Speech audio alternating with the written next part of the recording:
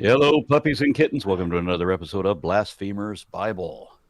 And today we are doing Nehemiah 10. And Lawrence, did you say we might get through this? That's the hope. I hope we can get through this. As long as no one speaks today, we will totally get through it. Yeah, which is highly unlikely. Yeah. All right. But I think we have a good shot of getting that done. So, we have. Do you have opening comments? Because I can jump right into it. Yeah, we'll just jump right into it. Also, everyone say hi to Jeff. To Jeffafa. Jeff! Hi, Jeff. It returns. Hi, guys. The rapture did not take me. I'm sorry, it did. I just returned. It was a vacation trip. Oh. Okay. Yeah. Yeah. All right. Well, I would ask you every intimate detail about that, but we need to get into this. So, Yes, we do. Chapter 10. Those who sealed it were Nehemiah, the governor, the son of Hakaliah, Zedekiah, Seraiah, Azariah, Jeremiah, Pashur, Amariah, Malchadai, Hattush, Shebaniah, Maluk, Harim, Miramoth, Obadiah, Daniel, Gideon, Baruch, Beshulam, Abujah, Benjamin, Mizaiah, Bilgaiah, and Shemaiah. Those were the priests. The Levites.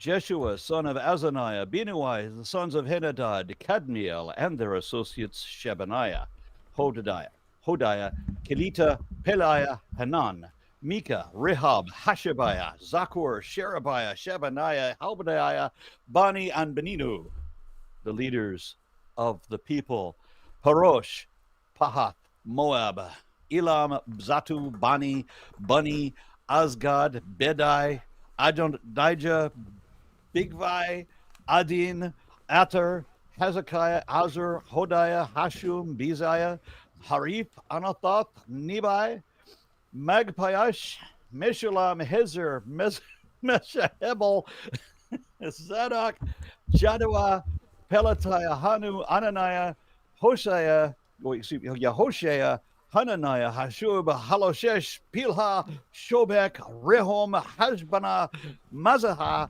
Ayaha, Hanan, Anan, Malak, Harim, and Baniah, which are all names I'm going to give to my next child. Okay, you can take a breath.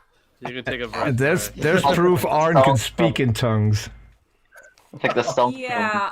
What if we accidentally summon a demon? Are we are mispronunciations some kind of bad language, and we're gonna? I mean, I would be fine. It needs a death metal backtrack. That's all I'm saying. It does. It reminds me We're of not that liable for any. We're not liable for any damages from the devil.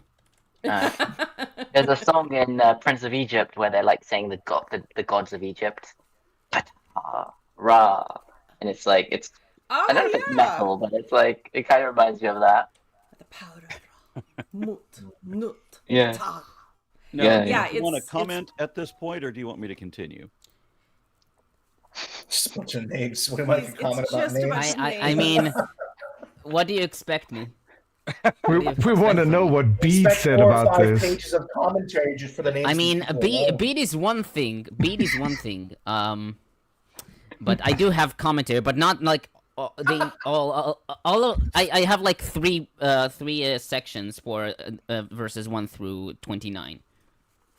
Kind of. No, okay. Actually, yeah, 3. All right. Well, let's just finish the chapter then. Yeah. Okay. Yeah. The rest of the people, priests, Levites, gatekeepers, musicians, temple servants, and all who separated themselves from the neighboring peoples for the sake of the law of God, together with their wives and all their sons and daughters who are able to understand, all these now join their fellow Israelites, the nobles, and bind themselves with a curse and an oath to follow the law of God given through Moses, through the servant of God, and to obey carefully all the commandments, regulations, and decrees of the Lord our God. We promise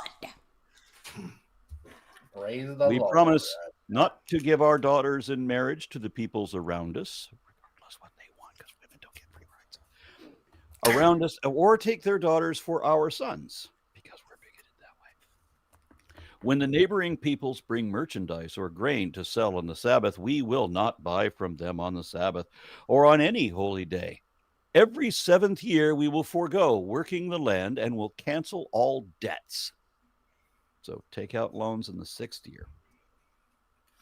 We assume the responsibility for carrying out commands to give a third of a shekel each year for the service of the house of our God.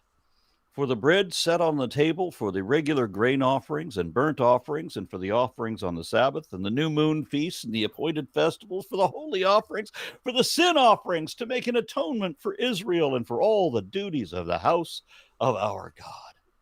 We, the priests, the Levites, and the people have cast lots to determine when each of our families is to bring the house of our God, to set times each year for a contribution of wood to burn at the altar of the Lord our God, as it is written in the law. We also assume responsibility for bringing to the house of our Lord each year first fruits of all our crops and every fruit tree. It is also written in the law. We will bring the firstborn of our sons and our cattle and of our herds and our flocks to the house of God, to the priests ministering there. Moreover, we will bring to the storerooms of the house of God, to the priests, and to the first of our ground meal, our grain offerings, of all the fruit of our trees, and of all our new wine and olive oil. And we will bring tithe of our crops to the Levites, for it is the Levites who collect the tithes in all the towns where we work. A priest descended from Aaron is to accompany the Levites when they receive the tithes, and the Levites are to bring the tenth of the tithes up to the house of God, to the storerooms of the treasury. The people of Israel, including the Levites, are to bring their contributions of grain, new wine, and olive oil to the storerooms, where the articles of the sanctuary and of the ministering priests and gatekeepers and musicians are also kept. We will not neglect the house of God. And remember, it has to be new wine. October, that was a good month. So a couple things here. So, like a lot of this, almost all this stuff comes from the law code, especially Exodus through Numbers, right? But the one thing that caught my eye was that when they're talking about giving up the first born of everything, right? The first fruits as well.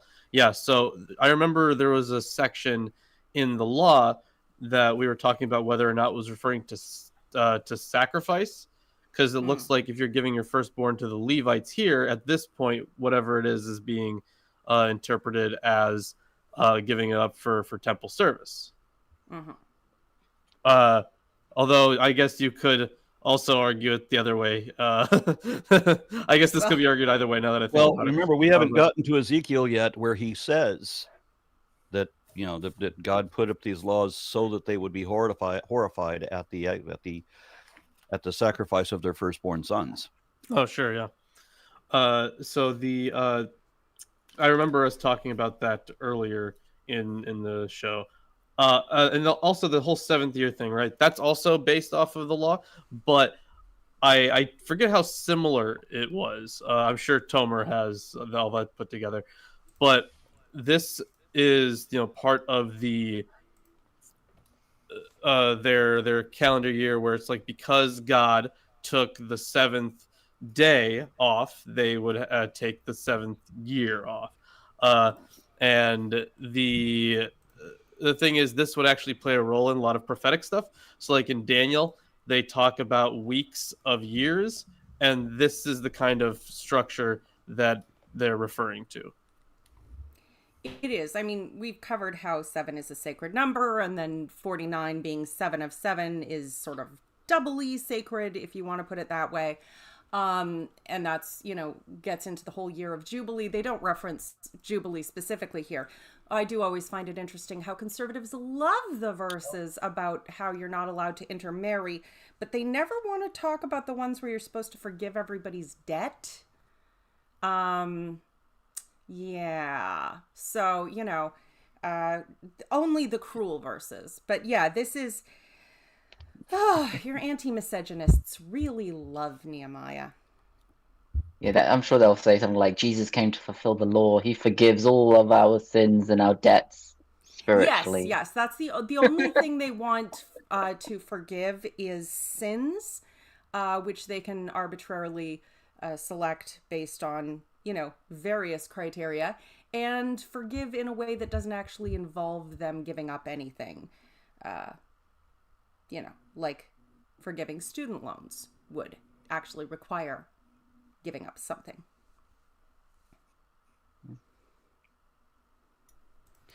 Okay, so should I start If commentary? only these Christian nationalists lived up to their Bible. Well, They seem determined to only live down to it. Only the worst bits. Only the worst bits. None of the good stuff. Yeah. all right. I'm gonna hand it off to Tomer. Okay.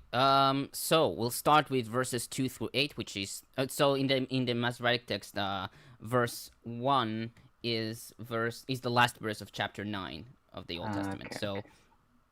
So when I say 2 through 8, which is 3 through 9, I mean the verses in the Old Testament, which are the verses in the Masoretic text. So Isn't it the other way around? Christians are always like a favorite. No. I'm saying when you say shouldn't you be saying from verse 2 to 8 is 1 to 7 or something like that? No, not really, because it's like 3. I mean, 3 through 9 in the Masoretic text is omitting the Nehemiah to Shaphan. Okay, It only we'll mentions follow priests. along. We'll follow Okay. along. How about that? Okay, I'll figure it out. Okay, so on 2 through 8, which is 3 through 9, Freed comments, quote, "Of the 22 priests' names who signed the document in chapter 10, all but 5 match a name in the list of priests' names from the time of Jeshua. And except for Meshulam, none appears at any other time, as we see in 12, 1 through 6. Second, of the list of Levites who signed the document in chapter 10, the first 5 names match the names of the list of Levites from the time of Jeshua and match no other list.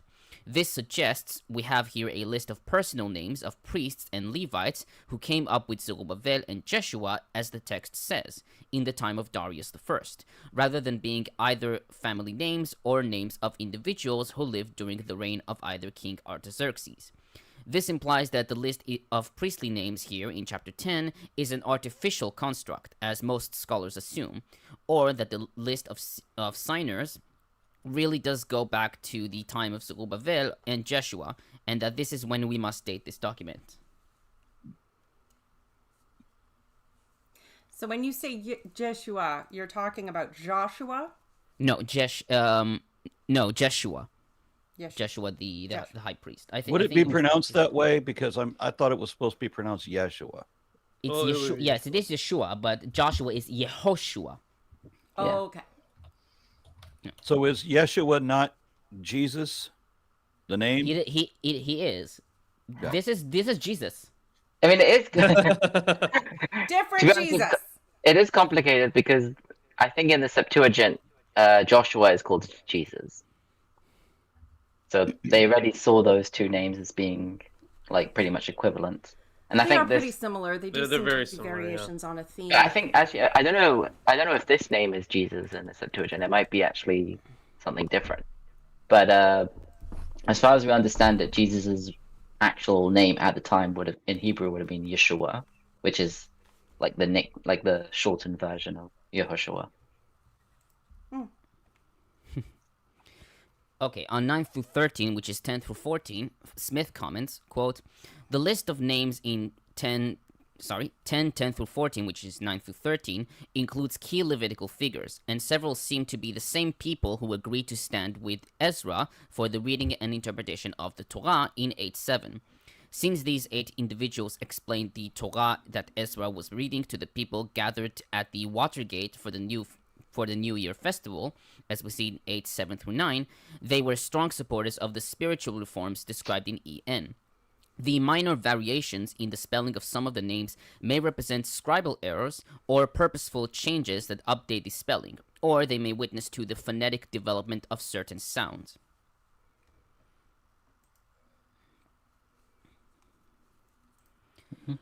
On verses 14 through 27, which is 15 through 28, many of the names that appear in this list also appear as family names of returnees in Ezra 2 and Nehemiah 7, with 10 of them included among those returning with Ezra in Ezra 8, and 14 of them appear among the wall builders in Nehemiah 3.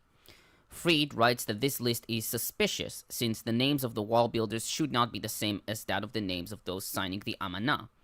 She writes, however, that this may simply mean that these names are common. Not all of the wall builders are listed here, and 5 names of the laity here do not appear anywhere else.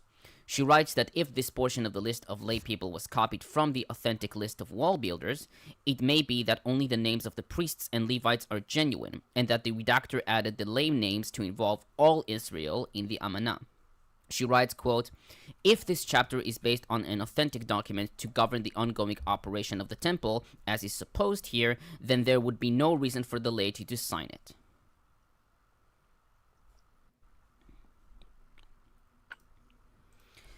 On verse 28, which is 29, all who separated themselves from the neighboring people for the sake of the law of God.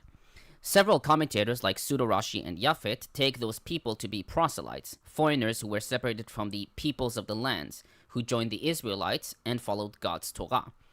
Japhet argues that because the term ger does not fit these people, EN's author defined them with a definition specific for them.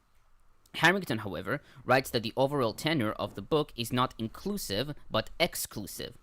She argues that if the meaning of kept separate included proselytes, then one would expect some explanation as to why these outsiders would be accepted into the community, when elsewhere, in 9:2, 13:3, and Ezra 9-10, they are shunned, divorced, and expelled.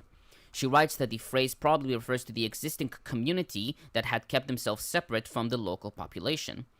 Likewise, Becking writes that within Nehemiah, Nivdal refers to 9:2 and defines the community as pure and free of foreign influences. I'd have to agree. That does sound like they're referring to the people who perhaps were originally there, whose ancestors were left behind, but who accepted the new reforms and identified themselves with the returning refugees, as opposed to with whatever practices had remained and developed in the land.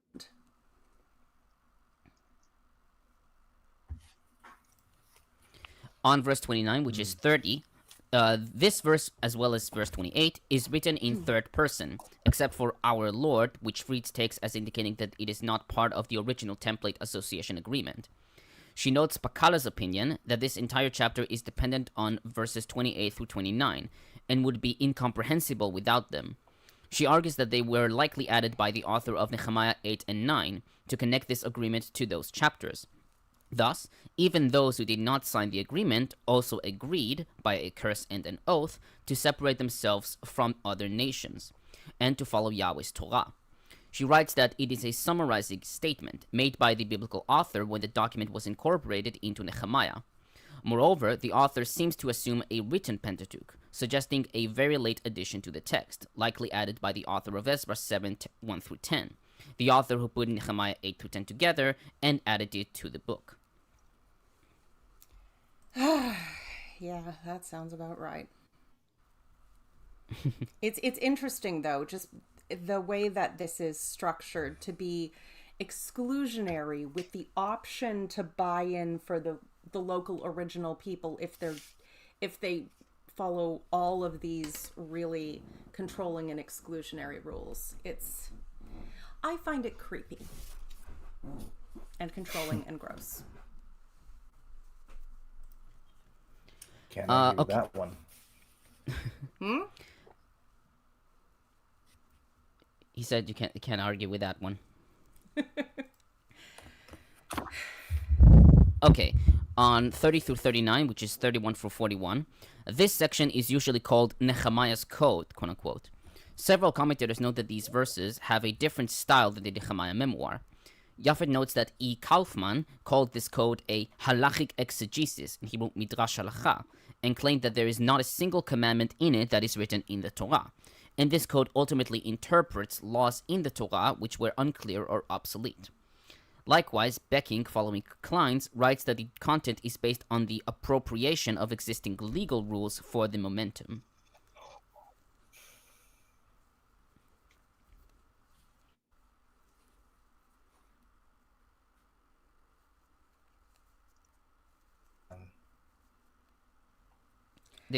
Sorry, my internet kind of glitched. I think we lost okay, momentum on that, Tomer. Oh, that's fine for a moment. No, yeah, yeah, I noticed. So I'm now on 30, which is 31. Harrington comments, quote, "The intermarriage law stems from antecedents in Exodus 34, 15 through 16, and Deuteronomy 7, 3 and 4, where there is concern that a foreign spouse will inevitably lead the Israelite into idolatry. The Pentateuch excludes only certain ethnicities as spouses, whereas the form of the law here is comprehensive. No marriages with foreigners are allowed. This strict interpretation of the prohibition continues in many Second Temple texts. Although no religious concern is stated in verse 30, which is 31, it is implied in the previous verse, in which the group's identity stands not only on its separation from pagan cultures, but on its devotion to the Torah."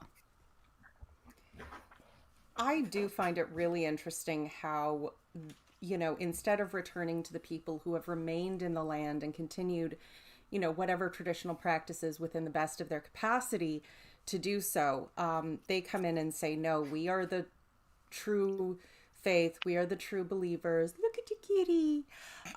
We have the true law, and all of you people who have, came from the same ancestors as us, but remained in the land and continued worshiping. I'm going to guess that they engaged in practices that the Jews who were returning from Babylon were like, oh, how could you? Like, maybe worshiping at high places, just like they'd always done. But it didn't fit into the narrative and the control and the malicious way that they tear apart families. Because you have to remember, those despicable practices are not despicable practice. It's called doing anything outside of what we have allowed you to do. And worshiping foreign gods could just mean worshiping Yahweh slightly differently than they imagine from their generation removed remembrances in exile. That's basically the concept of sin and concept right there alone. Yeah, well, honestly, it's giving controlling cult vibes. Do not want. Okay, on 31, which is 32, when the neighboring peoples bring merchandise or grain to sell on the Sabbath, etc. Although Exodus 28 through 11, 23:12 forbids work on the Sabbath, it doesn't state anything about buying or selling goods from foreigners during Sabbath. Smith notes that by the time of Amos 8:5, the prohibition on the work on the Sabbath already included the idea that one should not buy or sell on the Sabbath, but it is unclear how this detail was developed. Freed notes Amos was in the 8th century, just for everyone's reference. Yeah. Freed notes that although Blenkinsop argued that during the exilic and early post-exilic period, the Sabbath observance became stricter, we have no way of knowing if this is true, and that this view is based on the assumption that the J source is pre-exilic and P is exilic or post-exilic. Becking writes that if the peoples of the land, quote-unquote, refer to the descendants of those who have not gone into exile, then this group of Yahwists had a less restricted view on Sabbath, and a more rigorous view was part of a redefinition of the identity of the community. He also notes that documents from Elephantine show that there, in the 5th century, the Sabbath was known, but not maintained in a very strict manner. Yeah, the Bible isn't very clear about what the Sabbath laws are, if any. Just like it talks about remembering the Sabbath and keeping the Sabbath, and you have the story of a man gathering sticks, but there's no like, here is a list of things you're not supposed to do. And the Talmud kind of has this whole there's a whole section of the Talmud tractate of the Sabbath, which talks about like how they kind of figured out what the rules are, or like maybe they had a tradition, but this is like the way that they read it out of the text is. It says in the Bible, it says like God tells them to stop building the tabernacle on the Sabbath as well, and so that implied that all work which is related to the tabernacle is forbidden on the Sabbath, and so they defined from that 32 types of work, including like lighting a fire, extinguishing a fire, because that's used for like boiling dyes. And killing an animal because that's how you get leather. and all Weren't sorts they of. allowed to continue the sacrifices in the temple on Yes, the which is Sabbath interesting. day? Yeah. Because So that does there are involve killing an sacrifices. animal and lighting a fire. Yes, but apparently that's allowed only in the temple. But I mean, this is by the time the Talmud was codifying this is like Post-temple, fair enough. post Second Temple, I think. Actually, no, I think the Mishnah, it would have been Second Temple. Judaism would have already established that in the temple we bring sacrifices on Sabbath, but killing an animal for any other reason is not allowed. Cooking, writing, erasing writing, cutting, drawing the line for cutting. It's like and then they added on top of that, as you mentioned last time, they like to add fences around fences. I feel like the Jews just they have like generational OCD. It's just OCD on top of OCD on top of OCD. And then, Which I can understand why, like We got Exhibit A sitting right over here. yeah, true. I can understand why the Christians were like, maybe if we want to make this more attractive to the Roman public, we need to be like, oh, it's impossible to keep the law. You need to be a little less gatekeepy. Yeah, whenever I argue with Christians about like, oh, his message wasn't like one that was easy to digest. Why would so many people convert if it wasn't true? And I'm like, because he made things so much easier. Like there's a whole passage about like, oh yeah, all these foods that you weren't allowed to eat. Yeah, go ahead and eat them. Like Whatever. It's just easier. Yeah. I mean, I don't know who got rid of circumcision. Paul. Yeah, mostly. Well, he was fine. He was fine with it, but like he said, it didn't have to be like a thing. There's a reason why European Jews, Ashkenazi and Sephardi, and Italian, whatever, they all have their European DNA. It comes from women. Yes. Because it would have been Jewish men would have come who were living in Italy or during the Roman Empire. They would have been able to find local wives and convince them or whatever to convert, or it was just more attractive to women, but not to men because of circumcision. That would have been one of the big things. I mean, that's fair though. Look, I've said this before and I'll say it again. It's basic marketing. If you have two variations of a product, people will choose the one that doesn't involve cutting their dick in larger numbers. It's just more saleable. Yeah. Which is probably Economics 101 right there. I also do want to hand it back off to Tomer because I do want to get Yeah. Sorry. Yeah, sure. Me too. Okay. So on that same verse, every 7th year we will forego working the land and will cancel all debts. This rule closely follows that of Exodus 23, 10 through 11. Compare also Leviticus 25, 2 through 5. Japhet writes that the term v'masa kol yad refers to debt that the creditor claims from the debtor. She writes that the reform that Nehemiah made in chapter 5 indicates that the burden of debts was oppressing the people greatly, and was one of the most prominent manifestations of the difficult economic situation. Nehemiah's solution was a temporary one, intended to solve this issue in a more institutionalized way. Smith writes that for the wealthy, it was an economic hardship to forgive a debt they were legitimately owed, and often they refused to do so in the 7th year. He writes that Nehemiah recognized that the failure to follow these Mosaic principles led to the conditions that the people were facing in Nehemiah 5. So he argued that the wealthy needed to follow the instructions of the Torah, not charge interest to fellow Israelites, and give back what was illegally taken from the poor. Yeah. They hadn't invented the Heta Iska yet. Just like a legal loophole to get around giving back. Yeah. Okay, on 32 through 33, which is 33 through 34, Becking writes that the stipulation to pay a third shekel per head per year in order to maintain the temple service is, quote, a remarkable promise, end quote, given that there are no rules in the Torah for paying tax at the temple. He notes that Williamson suggested that the support of temple service, as promoted by Darius in Ezra 6, 9, and 10, was terminated after his death, and that a contribution from the local community became necessary. This, however, is based on the premise that Ezra historically preceded Nehemiah. Harrington notes that by the time of the New Testament, this tax was increased to a half shekel, as we see in Matthew 17:24. And Smith comments, quote, "It is impossible to know how many Israelites paid this yearly temple tax, but the introduction of this issue in the agreement implies that there was a need for more people to pay this tax.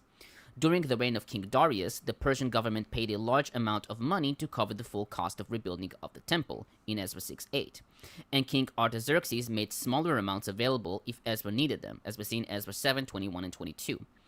However, the religious leaders in Jerusalem probably did not want the people in Jerusalem to become dependent on the Persian government for all these things, since the Persians could cut them off at any time. In addition, God wanted to receive these offerings as a response of gratefulness by his people, not as a political favor by a foreign government that was primarily devoted to another god." Just one thing. I wonder if it's tied to like urbanization that caused the. If you look at like in the Bible, in the books of Moses or whatever, I can't remember which one. You've got like the tithes where you have to bring like a tenth of this and support the Levites, support the priests. With agricultural produce, there's not that much about money. And then now we're getting like, okay, we need everyone to give, a small amount of money. And then, as he said later on, it raised to half a shekel. So I wonder if that's because of like more and more people living in the city as opposed to working in agriculture, meant that they needed to change it from, bring us animals and fruit to we need cash. That would make more sense. To use coin in towns is a lot easier than having to take a huge amount of cattle or whatnot into a city to do trade. So, yeah. It would make sense, but at the same time, there's also the element of, there's the certain things that are percentage like the tithe, and then there's the single small, shekel or half shekel that is the equivalent of doing the census, because remember, everyone had to give that no variation, and it was a way to count the people too without counting the people. Yeah, but it only happened a couple of times, right? It bad wasn't luck. like Yeah, but it does seem that was a recurring thing every year, that everyone would give, this tiny pittance to the temple, and then they could count that amount. So it does seem they were keeping an eye on that broadly, or had at least in the rules there was a principle for that. How often they did it that way, I don't know, but that did seem to be the origin of it when we were discussing the Pentateuch.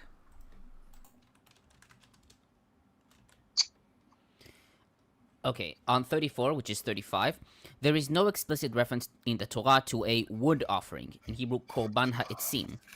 Although Leviticus 6:5, which is 6:12 in the Old Testament, states that the fire of the sacrificial altar must never be allowed to go out, we are not told of the wood supply for keeping the fire on the altar, and wood is not included with the material prepared for making the sacrifice. Harrington notes that a fragment from 4Q365, fragment 23, provides perhaps the earliest data for a regular wood festival, inserted between Leviticus 23 and 24, as part of the divine revelation from Sinai. She writes that the author of verse 35 may have used an early version of Leviticus that included this passage, which may explain why Nehemiah punctuates his request for wood with the supporting claim as is written in the Torah. The Temple Scroll, 11Q19, 23 through 25, also refers to a holiday devoted to an annual wood offering in the 6th month, a holiday which was observed in Roman times, according to Josephus, War 2:425, and Mishnah Ta'anit 4:5. Regardless, Fried writes that it is unlikely that the Temple Scroll would have been the written law referred to here. She argues that it is more probable that the temple in Jerusalem had written operating procedures, as did every other temple throughout the ancient Near East, and that this is the law referred to.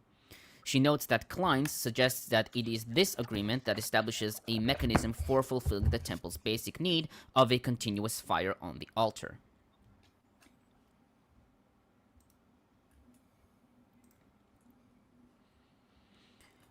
On 36, which is 37, Fried notes that this verse seems to be a conflation of four Pentateuchal texts: Exodus 13:2, 22:28 through 29, which is 29 through 30 in the Old Testament, Numbers 18:15, and Deuteronomy 12:5. It could be that the four Pentateuchal texts may have developed from this verse. Becking notes that since in the direct context of Nehemiah 10 is not about sacrifices, but about sustenance of the Levites, it can be assumed that the text does not refer to child sacrifice. Smith notes Dugan's opinion that the bringing of these gifts symbolizes the people's acknowledgement that the land is a gift from Yahweh. Yeah, Steinsaltz writes like the money for the redemption of the firstborns is not necessarily that you have to bring your son to Jerusalem to do the redemption, but that you just bring the money to Jerusalem. Well, they had the redemption, with the donkey, and then the substitutions all the way down to 2 birds at one point in the earlier text. I do have to wonder because, I always think about the priests returning from exile. They would have saved whatever was saved out of the temple and the laws and things that were written before that. And then coming back and trying to put everything together. It's going to be a bit chaotic. Yeah, this verse is funny because it's like the firstborns of our sons and our beasts. And then it says the firstlings of our cattle and our flocks. So like, I think the Bible does mention like the firstborn of cattle and flocks, as in they kind of didn't talk about like, cattle, sheep and goats. It was like sheep and goats was like one thing. So if you brought mutton, sheep or goat, those would be sacrificed, definitely. But you bring the firstborn son, and you got some apologists who say, well, I know it sounds like that, but they're not doing that. Maybe they're just borrowing the firstborn son for a while. Well, I think it's in the text, the redemption thing, or the redemption of the firstborn. Oh yeah, you can sacrifice your son or pay us whatever you think he's worth. It's one of those things that actually there would have been a set price, but it's one of those things where it appears that the meaning has somewhat changed over time. We discussed that in some of the older parts, it appears that the Levites were perhaps not an actual tribe initially, but rather the name of those who had been, given to temple service. There could have been even earlier child sacrifice, the issue of redemption then being a cover for it. That was definitely something that happened in some of those cultural artifacts. And frankly, the fact that they blame their neighbors so much for doing that is a little suspicious, just saying. Yeah. But at the same time, if you then buy into this mythology, the Levites were, one of the sons of Israel, and this is a clan, and they have bloodlines, and blah, blah, blah, blah, then you no longer have the influx of firstborn sons to sacred service. You need to do something to modify that tradition. And then obviously giving a symbolic, gift in place of your son, just as you do for all your flocks and herds and whatnot. So it seems, because I think with the donkey, for example, you can't sacrifice a donkey either, but it wants you to. If you have a firstborn donkey, you're supposed to, it belongs to the temple or to the Lord, but you give money instead because you can't sacrifice it. So it's kind of like a similar idea with the firstborn son. I mean, the traditionals don't see it as a replacement of child sacrifice; they see it as a replacement, as you said, for the priesthood, but they don't see it as like, oh, historically the firstborns were priests. Because that doesn't before Aaron, before Aaron, like before Moses, it would have been like the firstborns were like the priests. I get constantly baffled by the sheer amount of conditional bloodlust that these priests seem to have, where one thing is fine for a blood sacrifice and one's not. But the fact that they just have to kill and murder everything for the sake of their gods, where's the benefit and the real value in any of this sort of thing to begin with? I'm sorry if it's more of an anecdote, what I'm saying here. I mean, it was feeding the priests. I mean, the priests had to give firstborn children. Well, no. That's what I'm saying. It's a conditional thing. Oh, if it was child sacrifice, what would have been the reason? Yeah. Well, that's my point. It's like all these different types of things, like where they have a very conditional bloodlust, where they have this desire to murder and kill and maim, and I'm just Yeah, I also fascinated want to. by it. I don't want it to go unnoticed that there's no fellowship, there's no kinsmanship, there's no brotherhood with their neighbors. No. Fuck those people. They're different from us. We are completely insular. We're better than everybody. Fuck those people. Well, I mean, it's that's basically how every society was back then. Well, not to this degree. Not to this degree. Ezra-Nehemiah is more than is definitely were- more than some of the others. Yeah, they were like, thanks for the help, but we're not gonna fuck you. It kind of spits in the face of the modern interpretation of "love thy neighbor," which everyone thinks that that means you have to be good towards all that. No, read the fine print. Read the fine print. Yeah, it's true. It's very true. They were, even among everybody. I mean, yeah, everybody had a little bit of sort of well, our people are obviously the best people attitude.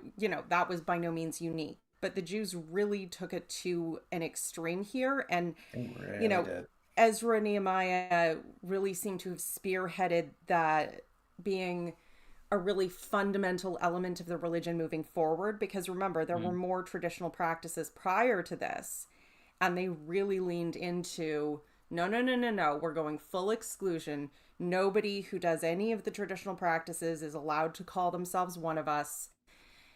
And just and tearing apart existing families, sending away women and children, and all kinds of things like that. Like, it's just awful. Well, you also have to remember the reason that they thought they were exiled is because they weren't worshiping God right. They whored after other gods. So now it's like, now we have to stay as far away from that as possible. So they're overcorrecting is what they're doing. I get that, but I'm wondering, where did the actual narrative come from that was the reason? Because honestly, it was the job them of internally. I know. I'm speaking more about where in the timeline did that become a thing that they totally latched onto, because the job of the prophets thus far has been to explain why God keeps failing to protect them, and it's really their fault. We've come across that so many times, but they just seem to take it more and more internal. Yeah, it definitely would have been during the exile, right? But the thing with the prophets, they because there's always been the reason why there would have needed to be prophets at all that were preaching the stuff that we get to, once we get to like the whole once we get through the actual prophets, you're definitely going to see that they have that they also talk about the other whoring after other gods is this terrible thing, like, oh, you're taking up their practices, you shouldn't do that, which means that people were doing that. And we have a bunch of historical evidence from archaeology that shows that they were doing that. So it's they really did internalize that kind of what's the word, self-loathing. They did. And it's sad because it appears that that ultimately it was a group of Yahwist extremists, basically a cult, that took over the culture and government and implanted this endless degree of shame, serious shame, into people for generation upon generation upon generation, because they couldn't accept that just their God wasn't as strong as they wished he was. Or perhaps too strong. But either way, Tomer, how we doing? I have one final comment. All right. Wow. All right. Yeah. Okay. Is it B? No, not yet. Shush. Finally, 37 through 38, which is 38 through 39. Harrington notes that the ancient Mesopotamian and Jewish sources corroborate Nehemiah's description of forcible tithe collection. In the Babylonian practice in the 6th century BCE, authorized personnel from the temple were responsible for moving the tithe from farm to sanctuary, and late payment could incur interest charges. According to Josephus, some Jewish high priests reportedly sent men to the barns of farmers to collect their tithes by force, as we see in Antiquities 20, 181 and 206 through 207. And Chazal state that the tithes were given to the Levitical priests directly on the threshing floor, as we see in Talmud Yerushalmi Pe'ah 4:3 and 6 and Ketubah 2:6. Wow. Yeah. All right. Now, do we have bead or any Yes, other we do Christians? have bead. Great. We do have bead. Wait. You have to introduce him. Tradition. I love you, Jesus Christ.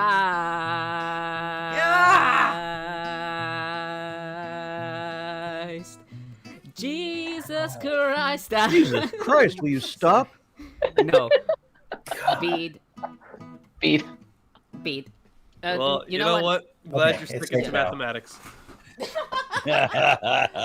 Oh. You know, while you were all chatting about, I was actually working on some parts of my thesis because I've reached some breakthroughs. Mm. We have a couple comments, by the way. Have you read those yet? Yeah. Aaron? Well, Yes, we'll please, get to Aaron. that after All right. the... When Tomer is done. When we Okay. finish Oh, I thought it was bead. done. Okay, so we also, as Ezra commands, should always keep a spiritual Sabbath, should always take a rest from servile work, i.e. sin, should always make time for and consider that the Lord is God. The excellent order of religious life established at the time of Ezra and Nehemiah ought to be imitated by us too in a spiritual manner. But you said servile work was sin? Yes. Yeah. Okay. Yeah, of course On it is. behalf of everyone who's ever worked for a living, may I just say, Bede, go fuck yourself.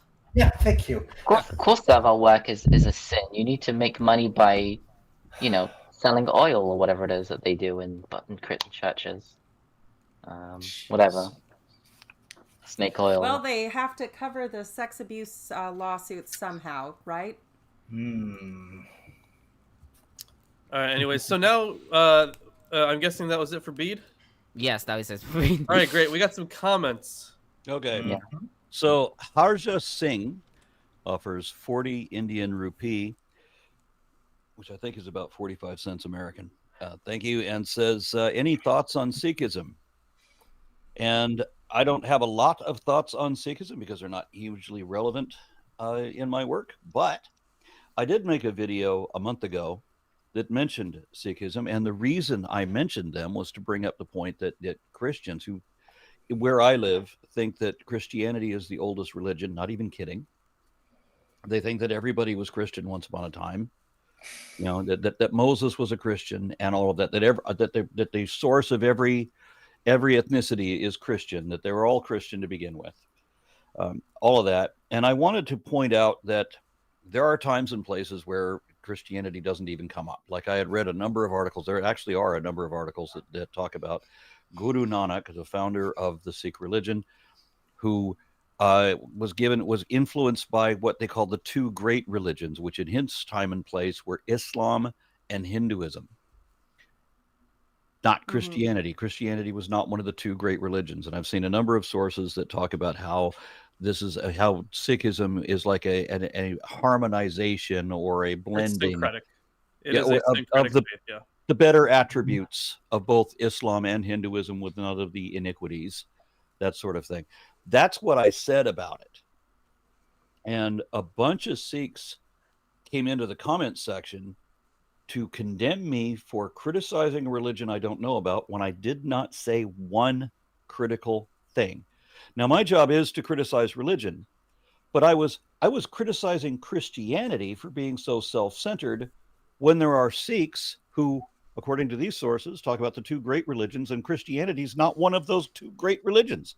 It's a choice between Islam and Hinduism, right? That was the point I was making. But these people took huge offense at me saying that, which is surprising to me. I surprising find to me, that too. surprising That's tough. too. There are a lot of Sikhs in Canada, and look, I live between a Mormon tabernacle or Mormon church and a Sikh temple, and the Sikhs never come to my door and bother me, and they're always willing to share a plate whenever they have a festival. Yeah. So, like, They're whatever. very altruistic, yeah. Yeah, they're very, very nice, friendly people, and yeah, there's a lot of the traditional Indian stuff that they keep, and whatever, cool, I don't care. Just wrap up for winters and go about your business. Yeah. But I've said lots of positive things about Sikhs on this show because obviously every community has its issues. By and large, they are very good neighbors and friendly, and my only point was Yeah. I didn't say anything critical Mhm. of Sikhism. As a matter of fact, the point in bringing them up was to point out how most Americans don't even know that the fifth largest religion even exists, True. because we are so insular. It's so inert. But I I have mean, to- some people just there was a bunch of them that all missed the point of what I was saying. The mere fact that I mentioned them was somehow a criticism. Maybe they didn't like that you said that it was based on Islam or something like that. That is, it's literally true. Like That's- it's literally a yeah. syncretism between Islam and Hinduism. That's not like up for debate. That kind of rejects both, but yeah. Yeah. One of the political leaders of one of our national political parties, the NDP, is a Sikh, Jagmeet Singh. And Yes, I he's know been that yelled guy. at by bigots in Alberta, because Alberta is the Texas of Canada, Yeah. who were accusing him of being a Muslim because he they have had no a turban. fucking idea. People don't No, know I anything about know, they're religion. idiots. Like Bigots I are have to stupid. describe to some Christians that when if I say the statement most religions are polytheistic, that is a fact. And then they were like, what are you talking about? And I'm like, no, you're thinking of most people. You could say that most people are monotheistic. Most religions are polytheistic. Like they're making a category error. And would you also say most denominations of Christianity are polytheistic? No, Well, no, because that's technically that all denominations of Christianity are the same religion. I would Mhm. I would also not put Trinitarianism under polytheism. But if you're thinking about Gnostic sects, Saint worship. What? Saint worship. I don't know. Yeah, no, you'd be hard pressed to call those gods. Saint worship at that But point. you would either call way, them now we're way off topic. Okay, sorry. So Duke We're of getting many into things Protestants. says Aaron Tomer. What is the plural of Jesus? Given for Elvis impersonators, it's Elvi. It's Jesus's, obviously. I always thought it was GZI? GZI. but I think Yeah, it is I Jesus. like I think that. it is. Maybe Honeymoon it is in Jesus's. Vegas Wait a with minute. Nicolas Cage. And what's the collective noun? A bede of Jesus's? I think it's supposed to be GZI. bead. A bead of Jesus? A bevy of Jesuses? A bevy of Oh, GZI. God. No, he's No, talking about I feel bead. like he needs That to sounds switch Talking Bead. about bead. It's a stick of Jesus's. A stick of Jesus. Oh, God. Okay, and then Rimmer's The crucifix bribery. is not a shish kebab. Oh, that's Rimmer's so bribery bad. says, Oh. I always read it as Oh, the yes, return Kira. of the Jews to Jerusalem was conditioned upon the being being ultra loyal to the Persians, and the religion of these returned exiles was adjusted. Oh, Yes. Yes, absolutely. They had to be politically loyal to the Persians, Oh, absolutely. absolutely. Not Most religiously, definitely. And then No, things always didn't STF, change that. and we get to make up what STF stands for. How much do you think someone's genes or natural intelligence play a role in sticking with religious beliefs as an adult, especially in today's Western society? Ooh, that's getting a little close to. No. What the- I forget what the the- name of what you're talking about, but yeah. no. Yeah, it Uh, feels kind of like that a little bit. Yeah, I don't know what to say about that either, because I mean, I look exactly like so many Eugenics, other people in that's my the word. family that there's no Eugenics. question that I'm related, but I don't think like any of them, and I don't know what the hell the difference is. Yeah, And- not I race was a or- believer for many years, and because there were systems set up in my mind while I was young and vulnerable to retain me in that belief, and it took a long time to work out, and not everybody does. Yeah, I don't know that that's the reason I don't think it is genetic. I mean, I don't think that I'm a mutant. There's an You know, element it's to not it, ju- but uh, it's not are. that simple. Your genes make up who you are from your forefathers and whatnot. Your mothers. We are it's all like- literally mutants. Yeah, Yeah. well, yeah, we are. But every single time you have a new mutation, you are a completely different person. So the influences for the reason why someone becomes religious is because of the society that they're in, the families that they're in. Also, I hate to say it, if they have many mental deficiencies or damage their brains and are vulnerable to different types of belief systems that basically seek these people out. That's really what it comes down to. So it has nothing to do with your genes, not directly. Belief systems do deliberately target the vulnerable. Yes, there are people who are naturally vulnerable because of deficiency, but children are vulnerable because they haven't developed mental defenses yet. That was my story. Many people get involved in cults when they are grieving at a difficult place in their life, and they come in when they're vulnerable and scoop them up and put them into a system of thinking that suppresses critical thought and keeps them in a high state of alert and anxiety, which makes you dumber. When your emotions are spiked, I think that's why modern conservatives are so dumb, because they're in a constant state of rage. It's like a rage addiction. And when your emotions are that high, your critical thinking is just in the toilet. It's not functional.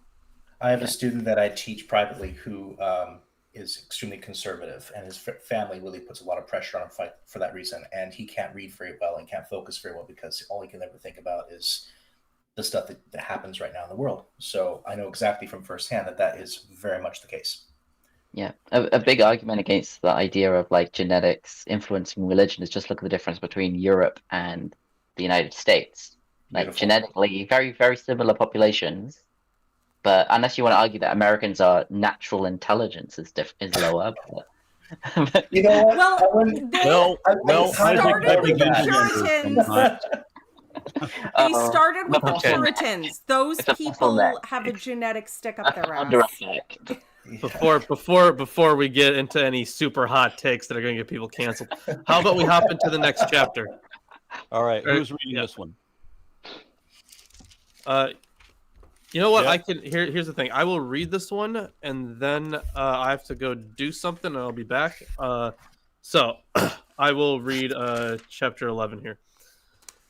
Now the leaders of the people lived in Jerusalem, and the rest of the people cast lots to bring out one of 10 to live in the holy city, Jerusalem, while 9/10 remained in the other towns.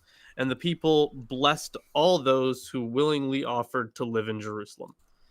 These are the leaders of the province who lived in Jerusalem, but in the towns of Judah all lived on their property in their towns. Israel, the priests, the Levites, the temple servants, and the descendants of Solomon's servants. And in Jerusalem lived some of the Judites and the Benjaminites of the Judites.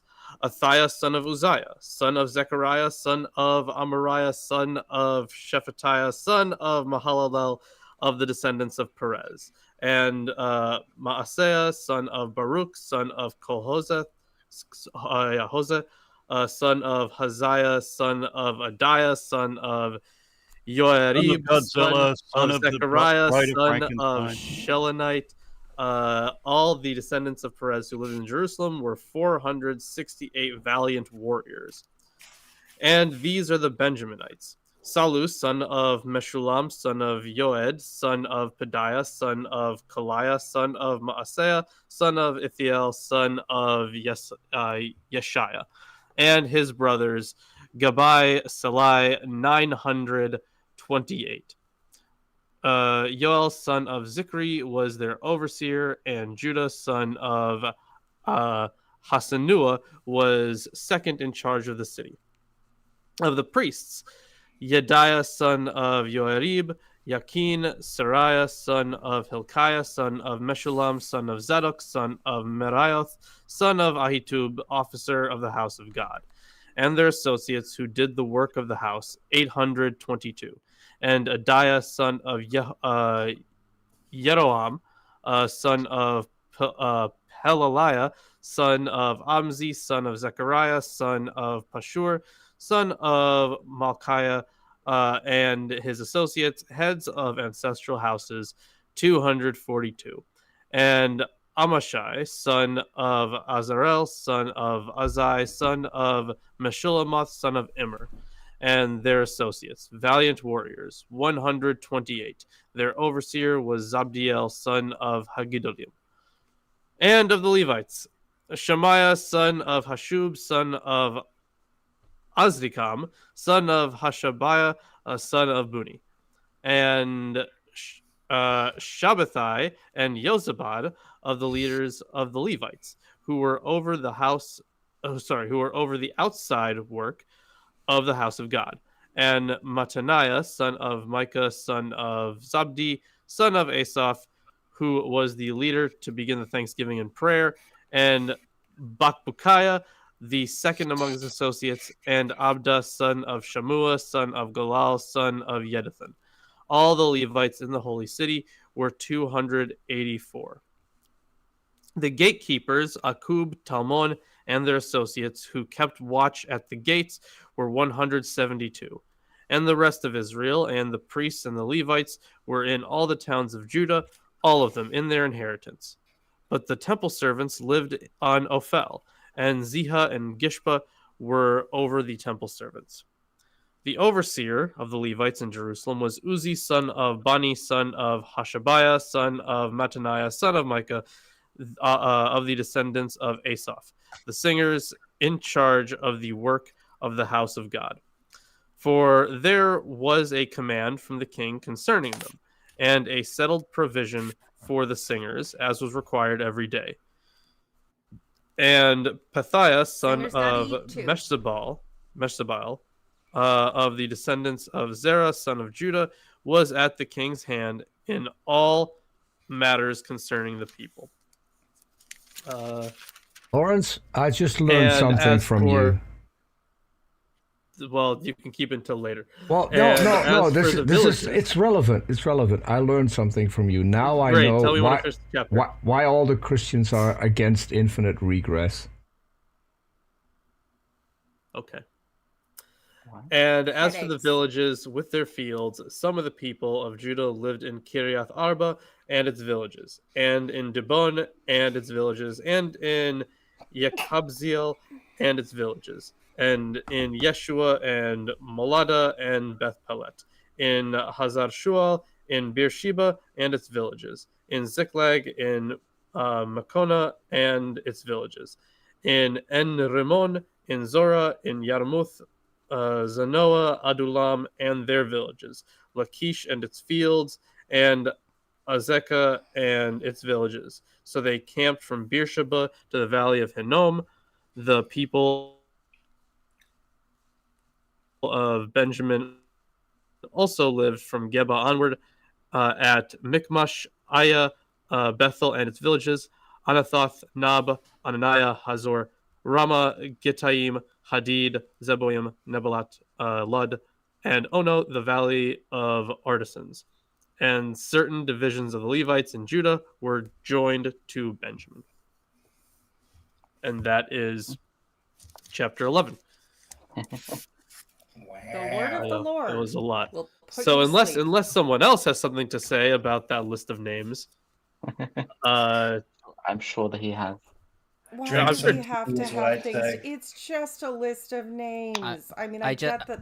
I know the funny part that I saw was the whole like casting lots to see who gets into the city. That's interesting to me. That seemed like But- who draws the short straw and has to Right. go live in Jerusalem, because they praise everyone who willingly goes, but everybody else has to draw lots. Right? Yeah. I think it was like, people, they made the city bigger by adding the walls, by making the walls. So they had this large area with not a lot of people, and so they had to kind of be like 1 in 10 people have to move to the city because it's too empty. I think rather than everyone wanted to live there, and so only 1 in 10 can fit. No, Yeah, sure, Jan. But, because if but the everyone people wanted to live there, there praise would have been enough room. I think. anyone Well- who is willing. I'm going to give a commentary then, the Christian commentary. In verse 26, there's a precludes Yeshua, our Jesus. Oh, there you go. You got Yeah, it. there you go. It should be published. Well, I glad ju- to know you can I just wanted to say I'm winning. I just discovered another thing that helps my thesis a lot.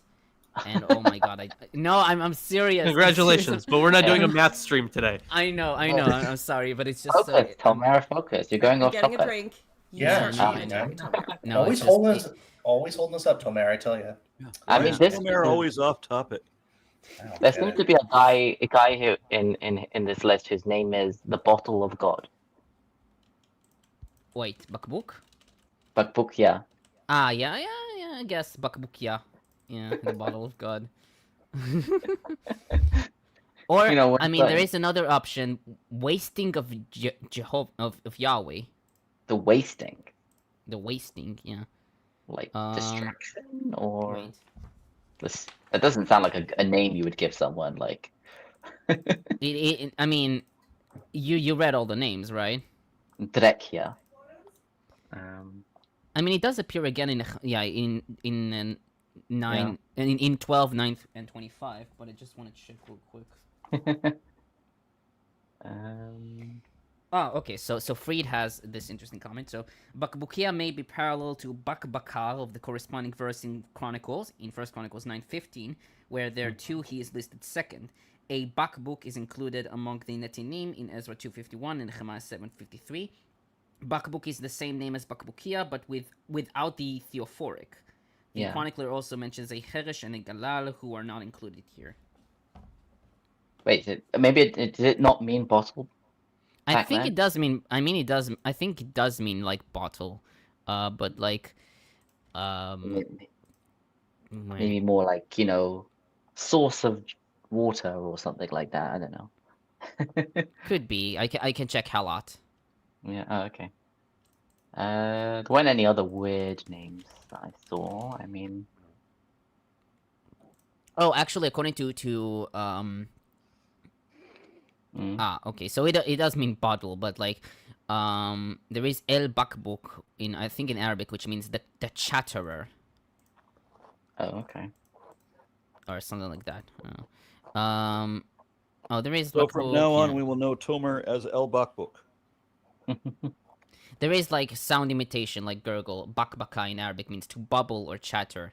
So yeah. Okay. Okay. So Okay. the chatter of God. Okay. Yeah, chatter. Okay. Yeah.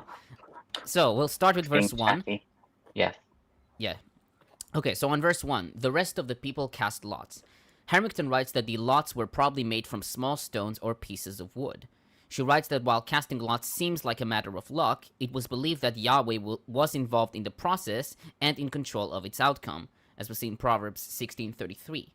Still, Fried writes that the concept of selecting city dwellers based on lots is odd. She writes, quote, "A city would need craftsmen, cobblers, ironsmiths, stonecutters, potters, bakers, scribes," compare Sirach 38:24-34. How would a city benefit from random peasant farmers, or even random priests and Levites being dragged off their plots of land and hauled into the city? I mean, if you make them, if you give them jobs, I'm sure it's anyone can, clean the streets. Anyone can do refurbishment, construction. There's lots of things. But why do people move to the city when there's lots of people there already? Yeah. But yeah, you could argue it's not the greatest policy in the world to be like, yeah, random person has to come to the city rather than like, encouraging organic growth. Yeah. Yeah. Okay, on that same verse, to bring one out of every 10 of them to live in Jerusalem. Although Fried notes that most commentators see a cultic connotation to this number, she writes that it was simply practical. She notes that it took at least 10 people in antiquity living on the farms to support each person who lived in the city. She quotes from de Saint Croix, quote, It is a conservative guess that even in fairly prosperous regions, over 10 people were needed on the land to enable a single person to live away from the land," end quote. Becking notes that Blenkinsop makes a correlation between the report that 10% of the population lives in Jerusalem and the fact that the temple should be given tithes.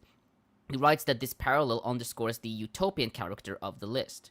These people are present as a sacrifice to the city.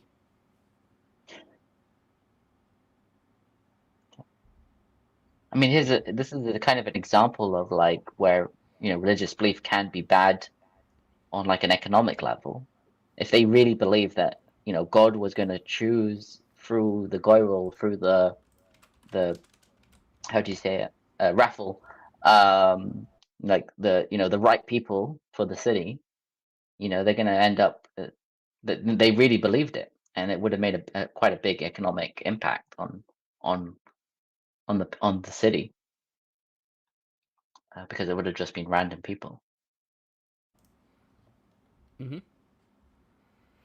Absolutely. And religious people still kept that idea of like raffles being a way to like God choose something. Like to this day, people still do it. This idea of like causing something random to happening, and then like the results must be God's will. Must be. Yeah. Yes, magic Couldn't of be providence. anything else. Mm-hmm. It's where our capacity to find patterns means that God is always doing something. Fuck if we know what, but Yeah. I mean, I guess like, if you're using a raffle to choose who goes on a trip or who gets to speak at a conference or whatever, it's slightly better than nepotism. But yeah, I suppose so. that seems to be the only two choices in some communities. True. Okay. And they still haven't, because in the previous chapters, they mentioned that people who didn't have an established genealogy, sorry, you know what, I'm too far away from my mic. In the previous chapter, they had mentioned that people who didn't have an established genealogy, like maybe the records were lost when they were burning everything, they had to use the Urim and Thummim. They had to wait until a priest came who had capacity with the Urim and Thummim to say yes or no, they are an authentic Jewish person. Yeah. Isaac, is your voice frozen or just your face? Can you hear me? Yes. Oh, because someone mentioned that I'm frozen a while ago in the chat. Mm-hmm. That's funny. My connection seems fine. Are you looking at a different tab, Isaac? Oh, what about now? Because if he was looking at the image of himself on screen and froze to pose. That's all it was. Well, it's a thing on StreamYard. If you have freeze pose. It's a thing on StreamYard. If you have another tab open and you have that over StreamYard, StreamYard will freeze. That's no, the reason I always have now the channel on my phone. Mm-hmm. Yep. Okay, I noticed the same thing at the same instant. Oh, interesting. Yeah, I just minimized and made it big again. Okay, interesting. Okay, on verse 3, descendants of Solomon's servants. Japhet notes that in this context, the mention of this group of people is odd and carries a theoretical character. The sons of Solomon's servants are mentioned in EN only in the returnees lists of EN, as was seen in Ezra 2, 55 and 56, and Nehemiah 7, 57 through 60. She writes that out of all the witnesses in EN, it seems that during the return from exile period, this class of people has disappeared, and it can be assumed that it was subsumed into the temple servants, who were also subsumed into the Levites. She writes that whoever added the sons of Solomon's servants here wished to represent the people as a whole, and so added this group based on the returnees list.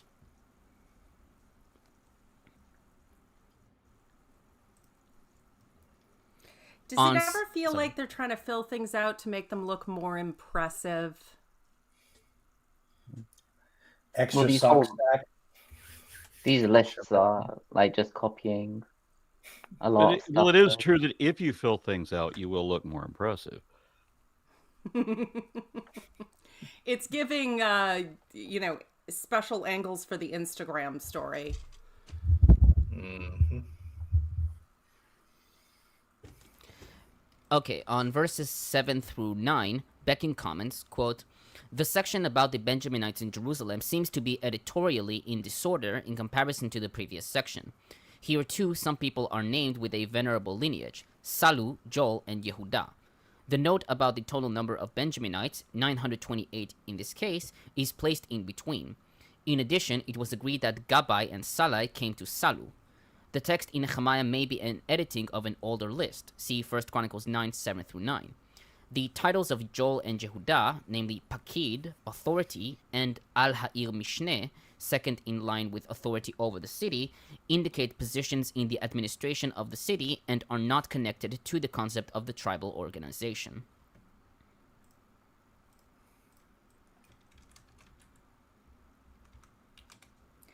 I do find it deeply ironic how they're always calling back to their mythological tribal lineage while simultaneously decrying and condemning all of the actions and traditions that actually were holdovers from their genuine tribal lineage. Mm-hmm. So I skipped a bit to verse 17 because I didn't feel like there was any need to expand on verses 10 through 16.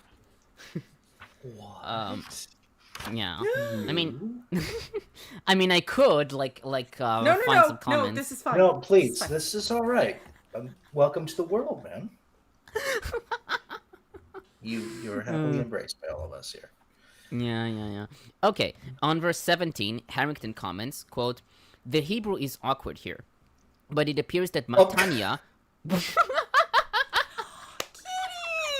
Oh, who's a good little kitty?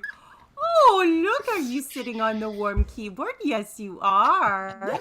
That's right, it's yours. My. It's yours. Oh my 'Cause god. you have fur, so all things are yours. We are getting video bombed by Lawrence's cat. Cats are the best things in the universe, and they can have anything they want. Actually, no, this is Lawrence. He actually is just an anamorph. He just turned into this creature here, so he doesn't have to be, involved with it. He Yeah. just watches and Yeah. I saw him holding it. I thought it was his familiar for witchcraft. Make more sense. Oh, that was great. Yeah. Okay, so on verse 17, Harrington comments, quote, "The Hebrew is awkward here, but it appears that Matanya was the worship leader and that he began the prayer by giving thanks to God. Compare 2nd Esdras 21:17. Bakbukia was evidently his assistant, as well as one of Bakbukia's brothers, or at least a relative. The two may have led the worship of the temple in an antiphonal fashion. Compare Nehemiah 12:9 and the commentary. Sorry. The music ministry of the temple was a main duty of the Levites. The passage emphasizes a certain family element to this ministry. Since musical talent is often hereditary, it stands to reason that only certain Levitical families could be trained to serve the temple in this area. These musical Levites could even trace their lineage back to the famous singer and composer Asaph, who served as a worship leader under David." Oh yeah, I have all his albums. Yeah. But do you have them in vinyl? It's only authentic if you have them in vinyl. Damn cassette tapes. I'm hardcore. I go wax cylinders. Ah. Oh, there you go. Yeah. Okay, on 20. This verse refers to the This verse refers to the rest of the district's population and seems to summarize the preceding verse, forming an inclusio with verse 3. Japhet notes that some scholars, like Rudolph and Blenkinsop, see this verse as the end of the list and take verses 21 through 24 or verses 21 through 36, according to Williamson, as appendices. She writes, however, that this unit, which deals with the Levites and ends with mentioning the overseer of the Levites, ends with mentioning the overseer of the Levites. She writes that verse 20 disrupts the internal continuation of the Levitical order and is misplaced here, though placing it after verse 24 does not improve the literary continuation, since verse 25 has an additional title, quote, "as concerns the villages with their fields," end quote. Thus, she takes verse 20 as a later addition, which completes the secondary expansion of verse 3. Makes a certain amount of sense. On verse 23, the musicians were under the king's orders. It is unclear which king this refers to. Fried writes that this may have been David, as is explicit in Nehemiah 12:45, but she notes that Rudolph sees a reference to the Persian king, while Mowinkel suggests that a Ptolemaic or Seleucid king is also possible. According to Rudolph, the Persian king was involved in cultic affairs throughout the empire, and this verse should be compared to the letter to the Jewish community at Elephantine, which quotes Darius II, and which may order, or at least may recognize, the celebration of the Passover. She writes that the Gadatas letter is more relevant, in which Darius I chastises Gadatas for forcing the priests of Apollo to engage in corvée labor in violation of a promise that Cyrus had made to them. Harrington refers to the king as Artaxerxes I, who may have given the Levite choir a royal stipend for singing and praying for the welfare of the king. Japhet argues that since the king is not specified, then the reference is to the kingship in general, i.e. the supreme authority of the district, the Persian rule. That does make some sense. I mean, everything, when you're under the rulership of one of these absolute empires, everything is done in the name of the king. But, yeah. Because they don't have even a puppet Jewish king at this point. I think, Isaac, I think Steinsaltz also says that this is the king of Persia, right? I would say Artaxerxes would probably be the right word, Darius. Which verse? In 23. Royal order. This king of Persia, yeah. Yeah. Yeah. Oh. Though the traditional commentators don't really. Actually, I think Sudarashi says the Darius, King Darius. Though It just says the king trusted them. Yeah, no. Sudarashi says that this is Darius, and Gassanidi says that this is Artaxerxes. I'm not so sure it's Darius. I'm not sure if this is the right. I think Darius would make no King sense. of Persia. Not Darius the Great. King of Persia, I think that's Sting. No, it must be wait, Sting. that's King of Pain.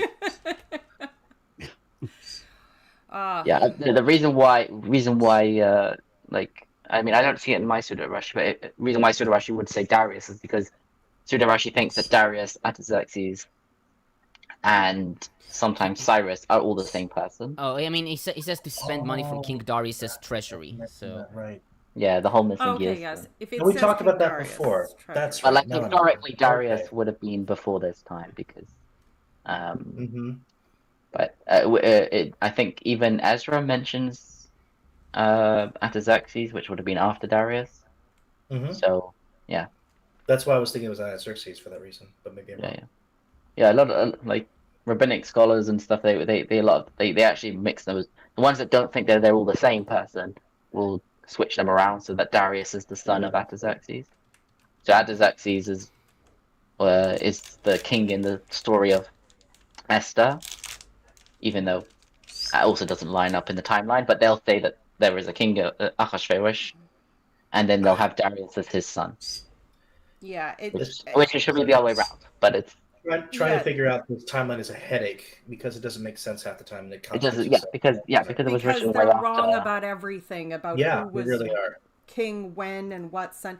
I mean, that's reason I mean, 3,459,000 why we know the Bible is corrupt and often Yeah. written later or heavily edited is because I mean, I think they don't even get Ezra-Nehemiah. the king's right ever. Yeah. I mean, Like, Ezra-Nehemiah, really- I think, is not so bad. The problem is because you've got Esther and Daniel, which are both fictitious and written way after the time, and so they didn't know who was king and when. And because it all has to be literal, so you've got this fictitious thing that's completely wrong, and then you have Ezra-Nehemiah that is slightly more historical, and then they try and mush it together and try and make it work, where they're like, oh, so they must be the same person. Yeah. And yeah, I try to keep them separate only because the fact that if you don't do that, you're going to get one hell of a headache. It's just easier to keep them separate because if you do try to make sense of it all as in it's all ordered, it's not going to work. So, yeah. Yeah, this is it. Taking religion literally always leads to confusion and contradiction. It always Okay. does. All right. The Pharaoh's religions make more sense. Anyway, go ahead. yeah. And finally, on 25 to 36, Becking comments, quote, "These verses offer a list of settlements relatively far away from Jerusalem. The origin of the list is uncertain. It is included in Nehemiah 11 as a sign of a third further shell around the holy city. At the same time, this list of Chatzerim, settlements, is an addition to Nehemiah 11 by the hand of an editor who wishes to express, on the basis of a utopian view of the extent of the area of Judah and Benjamin, the hope for a glorious future for Jerusalem as the center of a vast area. The area outside of Jerusalem is referred to with the word sadeh, field, often wrongly translated with countryside. The agricultural areas are intended without which the center cannot function. The list is divided into two parts. Following a summary of the Judean settlements, an overview of places where Benjaminites settled follows. The final verse about Judah's Levites who joined Benjamin is presumably a later addition. The Judean occupation would extend to Beersheba. In Persian times, and still afterwards, the southern part of the land of Judah was in the possession of the Edomites and later the Idumeans.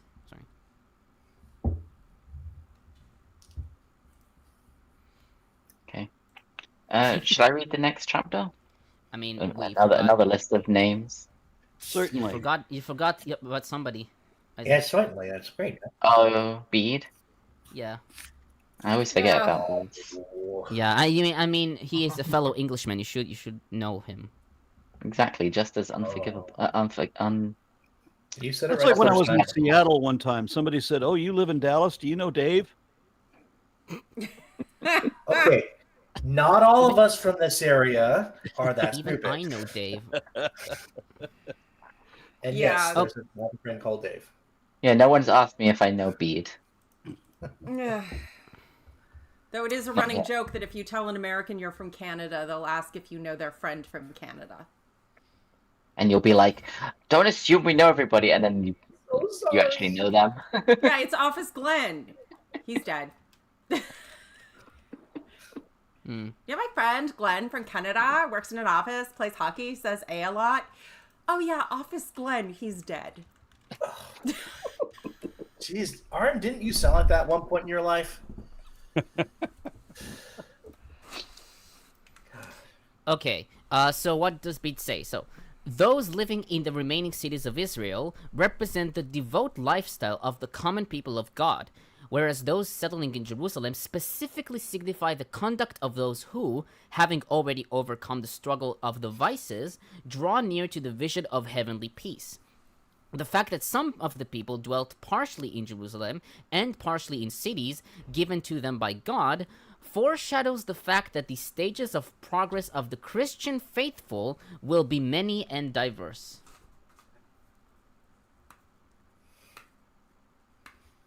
What a wonderful thing to say. Yes. And what does the one sacred whip symbolize? Oh, Do we Pain. remember? Pain. It's pain. No. Everlasting The love. one sacred truth that God is bullshit. Remember last week? Wait. Yeah. Yeah. No rebuttals, just statement. All right. Okay, should I start? Please. You're the one that's going to torture yourself, so yes, go ahead.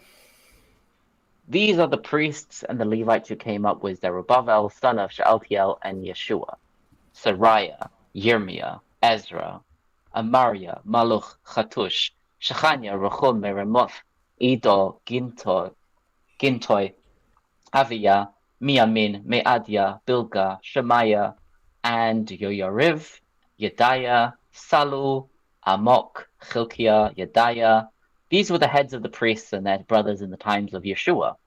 The Levites, Yeshua, Binui, Kadmiel, Shereviah, Judah, Mataniah, in charge of thanksgiving songs. He and his brothers, and Bakbukia and Uni, and their brothers served opposite them by shifts. How can they already have Thanksgiving songs when they ain't had a Thanksgiving yet? That's not until like the 1600s. They were Yeshua hipsters. begot. We got some begots. Yeshua begot Yoyakim. Yoyakim begot Eliashiv. Eliashiv begot Yoyada. Yoyada begot Jonathan. Jonathan begot Yadua. In the time of Yoyakim, the heads of the priestly clans were Mariah of the Sariah clan, Hananiah of the Jeremiah clan, Meshullam of the Ezra clan, Yehochanan of the Amariah clan, Jonathan of the Meliku clan, Joseph of the Shavania clan, Adna of the Harim clan, Helkai of the Merioth clan, Zechariah of the Edo clan, Meshullam of the Ginnethon clan, Zichri of the Abia clan, and then there's a missing word, of the Minyamin clan, Tiltai of the Moyada clan, Bilgah of the Shamua clan, Shamua of the Bilgah clan, Yehonatan of the Shemaiah How can clan. there be a missing word? Because it goes Zichri of the Abia clan, and then it just says of the Minyamin clan. So it's like you would expect for there to be somebody's name there. The name is Sir not appearing in this list. That's what I thought was happening when he mentioned somebody of Nunya. What's that? The Nunya business plan? So I mean, I knew you were gonna do that. you could read it as like to the Minyamin clan and to the Moadia clan, Tiltai. So maybe there was one guy for two clans, but it seems to be that there's a word missing. There's somebody's name missing. So it's got the name of a clan. It says to this clan, and then it doesn't say who. And then it goes to the next clan. Like the JPS puts 3 dots there to show like there's a word missing. Okay, verse 19. Matanai of the Yoyariv clan, Uzi of the Yediah clan, Kalai of the Salai clan, Aver of the Amok clan, Hashabiah of the Chilkiah clan, Natanel of the Yediah clan. The Levites and the priests were listed by heads of clans in the days of Eliashiv, Yoyada, Yochanan, and Yadua, down to the reign of Darius the Persian. The important thing to know about the Amok clan, of course, is that they made a lot of noise, and of course, were known by their neighbors for running amok, and that's why Uzi of that other clan had to learn gunsmithing. Let me get this straight. I was gone for like 20 minutes, and Aaron's already cracking jokes. Already? We need some way to break this up. Mind-numbingly boring lists of names is not my preferred form of BDSM. What chapter are we on? Well, however, there was a nice interruption where we all, and that means the whole audience of however many but like 75 people watching, we all got to look straight into your cat's asshole. Oh, really? She decided she came up to sit on the keyboard and then decided she wasn't sure she wanted to. Oh, really? On the keyboard? Oh, fucking hell. Okay. Probably on the fucking book, because that's where this was. Oh, that's good. Which one was it? Was it the white one or the brown one? It was the white one. Okay. Or I guess the orange one. But Racist. yeah, the... I mean, it was pretty great. In Russian, the ruzhe is brown, but okay. So the... all right. Sorry about that. So amazing. In verse 22, it says, down to the reign of Darius the Persian. This would be the Darius that meets Alexander the Great. Obviously, with the whole missing years thing, the traditionals see him as the same Darius as... Yeah, they think it's the same king. They think that this all happened within like the space of like 40, 50 years instead of 300 or whatever it is. Okay. I went a bit extreme there. It's like 100 years or something. Okay, verse 23. But the Levites, head of clans, are listed in the book of Chronicles to the time of Yochanan, son of Eliashiv. So, the heads of the Levites, Chashavia, Shereviah, and Yeshua, son of Kadmiel, and their brothers served opposite them, singing praise and thanksgiving hymns by the ordinance of David, the man of God, served opposite them in shifts. Matanya, Bakbukia, Ovadia, Meshulam, Talmon, and Akub.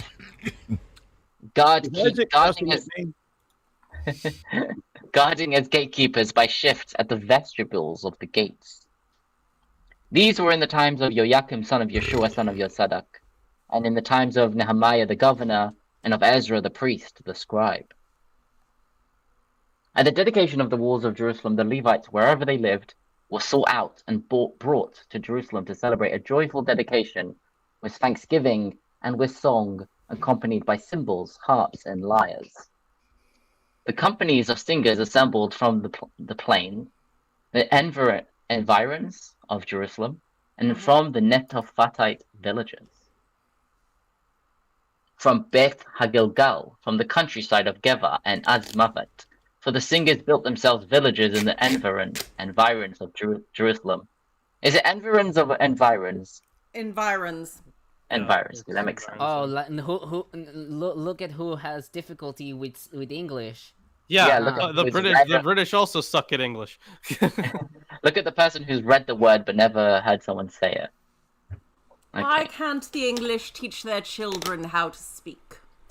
Yes, how dare no one in my family told them how environs is pronounced. Must be the wind. The wind. Stop it! The priests and Levites purified themselves. Then they purified the people and the gates and the wall. I had the officers of Judah go up onto the wall, and I appointed 2 large thanksgiving choirs and processions. One marched south on the wall to the dung gate. Behind them were Hoshea and half the officers of Judah, and Azariah, Ezra, Meshulam, Judah, Benjamin, Shemaiah, and Jeremiah, and some of the younger priests with trumpets. Zechariah, son of Jonathan, son of Shemaiah, son of Mattaniah, son of Micaiah, son of Zakur, son of Asaph, and his brothers Shemaiah and Azarel. Milalai, Gilalai, Ma'ai, Natanel, Judah, Are those and girls for Millie and Gilly? This Sorry. is I mean, a you hell could of a pronounce- chapter to have a wine hangover for. I swear Bibles should be sold with smelling salts. That's Those really interesting funny. names. Gilalai. I mean, I guess you could pronounce it as Milai, but I don't think that's object to the correct. masochism of this, but there's no aftercare for the Bible. It's awful. And Hanani with the musical instruments of David, the man of God, and Ezra the scribe went ahead of them. From there to the fountain gate, where they ascended the steps of the city of David directly before them, by the ascent of the wall above the house of David, and onward to the water gate on the east. The other thanksgiving choir marched on the wall in the opposite direction, with me and half the people behind it, above the tower of ovens to the broad wall, and above the gate of Ephraim, the Yeshana gate, the fish gate, the tower of Hananel, and the tower of the 100, to the sheep gate, and they halted at the gate of the prison compound. Both thanksgiving choirs halted at the house of God, and I and half the prefects with me, and the priests Eliakim, Maaseiah, Minyamin, Micaiah, Elyoenai, Zechariah, Hananiah with trumpets. And Elyaenai, is that also plural? No. Elyoenai. Elyoenai. No. Your Anai, that's not plural? That's No, not God, part of Aaron. the official celebration out front. That's what goes on in the back. Yeah.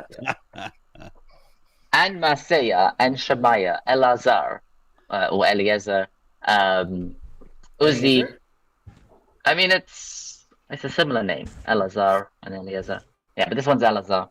Elazar, Uzi, Yehohanan, Malkiah, Elam, and Edzer. Then the singers sounded forth with Yisrachiah in charge. Or Yisrachia, whatever. On that day they offered great sacrifices and rejoiced, for God made them rejoice greatly. The women and children also rejoiced, and the rejoicing in Jerusalem could be heard from afar. Rejoice. That's the name of the I village. insist you rejoice. That's the name of the village that's like on the other side of the wall. No. At that time, men were appointed over the chambers that served as treasuries for the gifts, the first fruits, and the tithes, into which the portions prescribed by the teaching for the priests and Levites were gathered from the fields of the towns. For the people of Judah were grateful to the priests and Levites who were in attendance, who kept the charge of their God and the charge of purity, as well as to the singers and gatekeepers, serving in accord with the ordinance of David and Solomon his son. For the chief of the singers and songs of praise and thanksgiving to God already existed in the time of David and Asaph. And in the time of Zerubbabel and in the time of Nehemiah, all Israel contributed the daily portions of the singers and the gatekeepers, and made sacred contributions for the Levites. And the Levites made sacred contributions for the Aaronites, the sons of Aaron, or the priests. It's just surprising they just breeze through these names. They don't tell you anything about them. We don't know anything about these people. I mean, we just happen to know that Uzi was a gunsmith. Yeah. Otherwise, no. Well, I mean, we do see names come up again and again, so we kind of are like, here you have one place where it tells you that there is, you know, this is the name of a priest, and then you see them again as the name of one of the priests doing a specific thing. So you could track it, like who is who. But cares? Yeah. Also, let's just recall that this wasn't written for us. Obviously. But this is God's one and only timeless message for all of mankind. Yeah, you wish. God had to add a certain amount of characters so that the gematria would work out and the Bible code and everything. You know? Right. Well, when you're basing your updated religion on, exclusionary kind of blood-based, like lineage-based racism, you end up with a lot of boring ass genealogies because we have to prove we're pure and whatnot. It's regulatory genes as opposed to coding or whatever. The thing is, like, yes, so many, like, through so many mythologies and so many societies, you see that they just start listing off their ancestors. And while at some point you could say, okay, these guys were probably real, but then you start to get to the mythical ones at the beginning of the list, and you're like, okay, well, these guys are probably not real. So, Did the Julian calendar start from the birth of Romulus and Remus? These guys are not quite as real as these other guys. All right, yeah, like I like off the top of my head, I remember the Turin canon, which gives off a whole. It's an actual kings list with a bunch of real kings, but the first kings on there are gods, and then the second set of kings are spirit kings, and then you get to the real ones. So like they mixed all this stuff together. Is that why the Sumerian kings list, the first dozen or so kings, ruled for tens of thousands of years, and then the next few kings only rule for a few centuries each, and then the next few kings is more realistic? Yeah, well, because they were taking real history and mixing it with their mythology, because they didn't make the same designation that we do. That's partly true, but there was also a consideration with the Sumerian kings list that a lot of their methods of dating had changed for how long an actual year was. So there was consideration that actually those kings were perhaps still real, but the way that they said, thousands of years was actually more like 10 years. So there was a bit of a changeover at some point where I can't remember specifically what I'm talking about in this specific spot here. Yeah, I guess. Could it have been the numbering system associated with cuneiform, which had a base 60? Yes.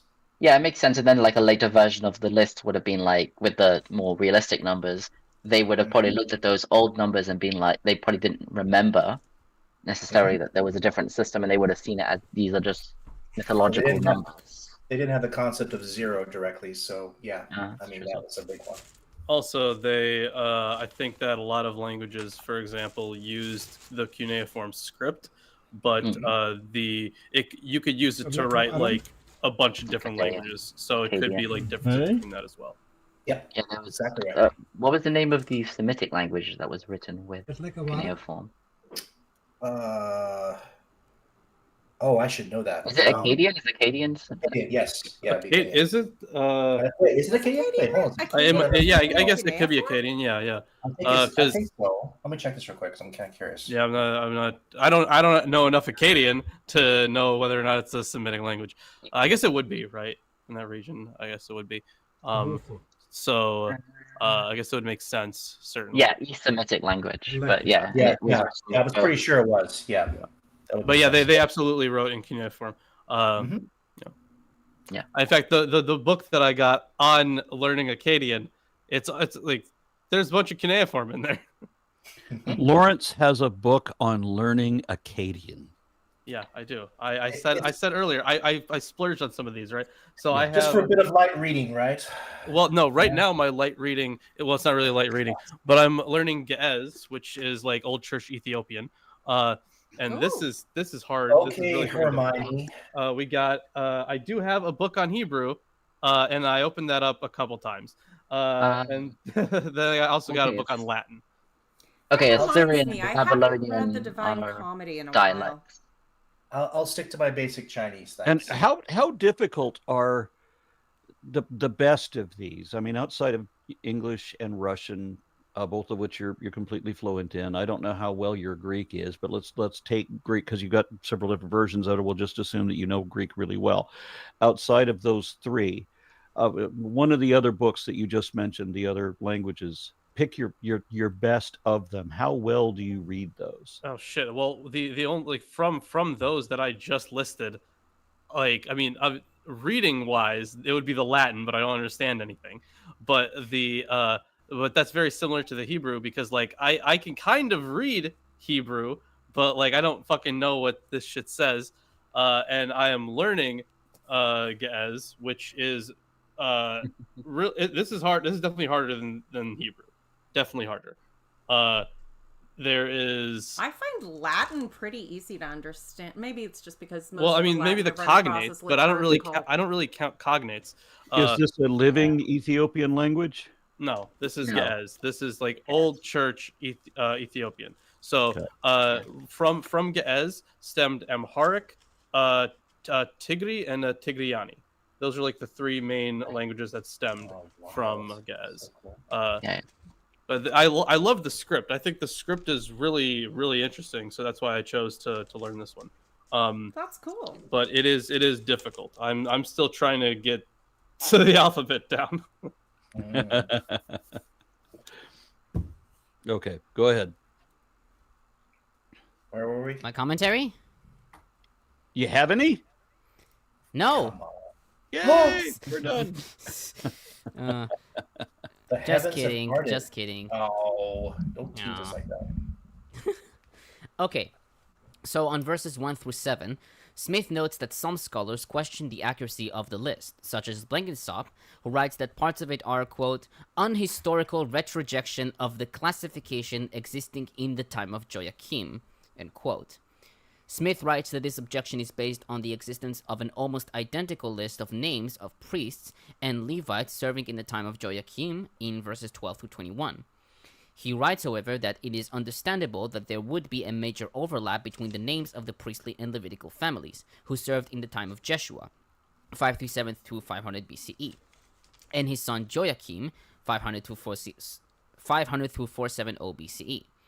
Moreover, it is possible to connect 22 of these names to the 24 divisions of the priests and Levites that David established almost 500 years earlier, as we see in 1 Chronicles 24.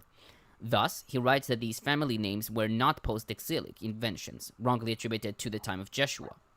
Likewise, Fritz takes the list to be genuine. Septuagint lacks 50 names from the list, including Hattush, and all from Rechumt in verse 3 to Jedaiah in verse 7.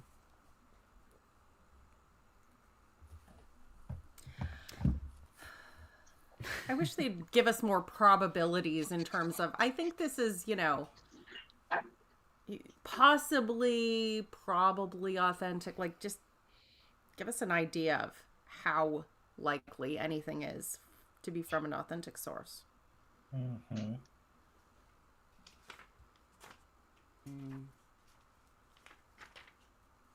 Okay.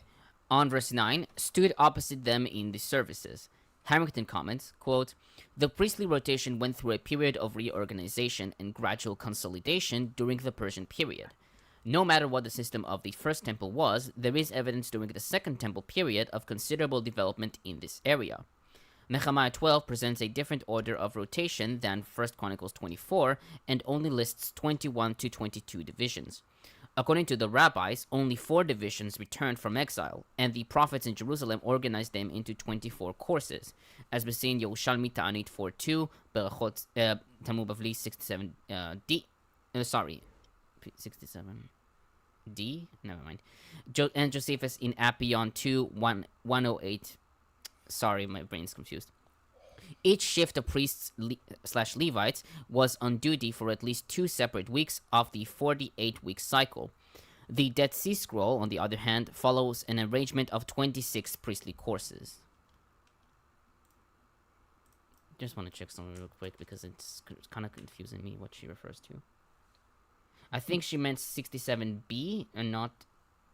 Oh, sorry. It's Yerushalmi, just it's a different like reordering of it. Sorry. The Levites seem at this point to be quite a bit larger group than the priests of the temple. And so they seem to be, the Levites are all throughout the land gathering a tithe, and then they seem to take a tithe of their tithe to give to the priests. Yeah. Am I reading that right? Yeah, that was a thing. Okay. I think it's called the Truma. Like the additional tithe sense. Mm-hmm. I think that's what it's called. Or is that the... look that up. Misa versus Truma.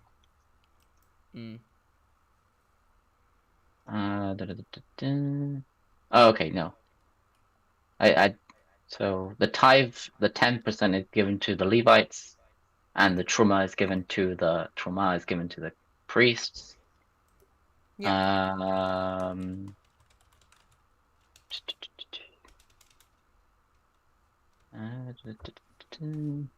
Yeah, I can't remember what it's called when the Levites give something. I think it's more like they get a percentage of everything, and then they take a percentage of that for the... Yeah, that's what I mean, a tithe of a tithe. The Levites take the greater tithe and tithe from their tithe, from what they took to the priests themselves. Because, I mean, you only need so many people to run a temple. It needs a fair amount, but it's not going to be an entire clan. At least not at this point in their history.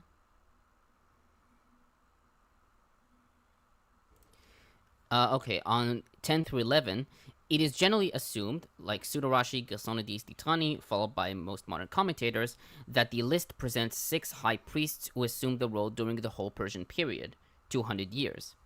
Some scholars, however, find it impossible that there were only 6 high priests during this period, and thus take the list to be incomplete. Japhet notes that Cross assumed that during the Persian period, paeponymy was practiced by the high priests, and so assumed that 4 names were omitted due to haplography. Fried notes Fulton's opinion that the list may be of a priestly lineage,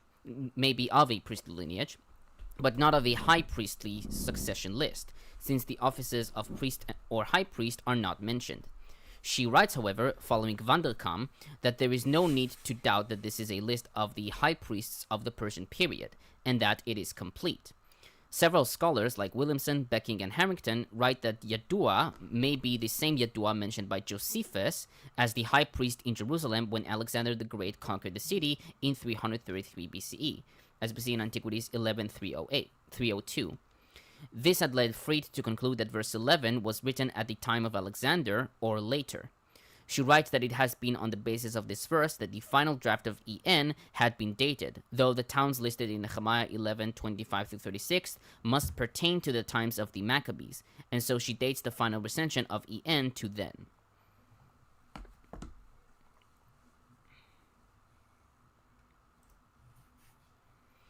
On 12-21, the list here follows the same list in verses 1-7, though the list there does not have Hattush.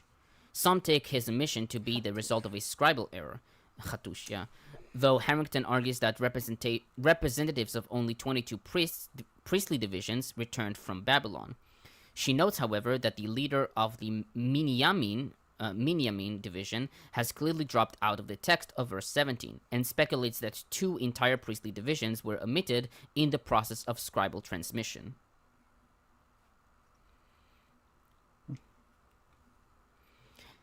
On verse 22, Darius the Persian. 2 kings named Darius ruled after Artaxerxes I. Darius II, who ruled 244 through 404 BCE, and Darius III Kodomanus, who ruled 336 through 331 BCE. Many scholars assume that this refers to Darius II, according to Gersonides, Rudolph, Kleins, and Blenkinsop. But Japhet notes that this identification is not confirmed from the other material in this chapter, since it is not related to any of the included lists. In contrast, the list of high priests fits in with the time of Darius III, the last king of the Persian Empire, and so most modern commentators take Darius here to be Darius III. Okay. On verse 23, the book of the Annals, in Hebrew Sefer Divrei Hayamim, does not refer to the book of Chronicles, and probably refers to the Annals of the Temple, which recorded matters related to the temple, including records related to the temple servants. This book is not mentioned elsewhere and is now lost, according to Ditrani. Yochanan, son of Eliashib, in the Septuagint Elisoe, might be the same Yochanan, the high priest mentioned in the Elephantine letters, circa 410 BCE, who ignored requests for rebuilding the temple at Elephantine by Bogohi, governor of the Jews. Becking writes that this might support the date for this verse to around or after 400 BCE.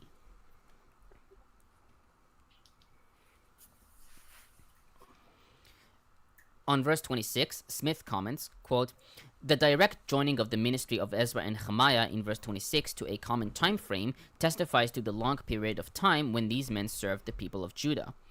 Although these memoirs do not describe them doing the same kind of work, they complemented one another and influenced the governmental and religious aspects of life in Judah in significant ways. The idea that their time frame overlapped is confirmed in the Nehemiah memoirs by the first person narrative account of the dedication of the wall, in which Ezra walked on the wall with the first choir going to the right in verse 36, and I, Nehemiah, in Hebrew Va'ani, walked on the wall with the second choir going left in verse 38.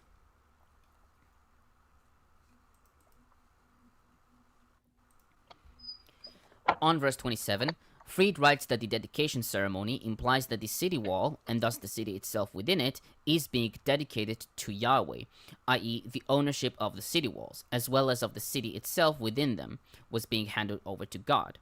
She writes that the author of Ezra 7 and 9 was likely the one who added Ezra to the dedication ceremony, thereby transforming the ceremony from the dedication of the walls and of the city to one of temple within it as well. She further writes, quote, "This chapter most likely stood originally either after 615 or 73, according to Rudolph. There is no indication in either 615 or 73, the two statements that the wall was completed, of any intention to hold a celebration, however, and no notice of any preparation for it. Assuming no intervening chapters, we jump right into its dedication. It is as if once the wall was completed, then of course there would have been a dedication ceremony, no need to announce it."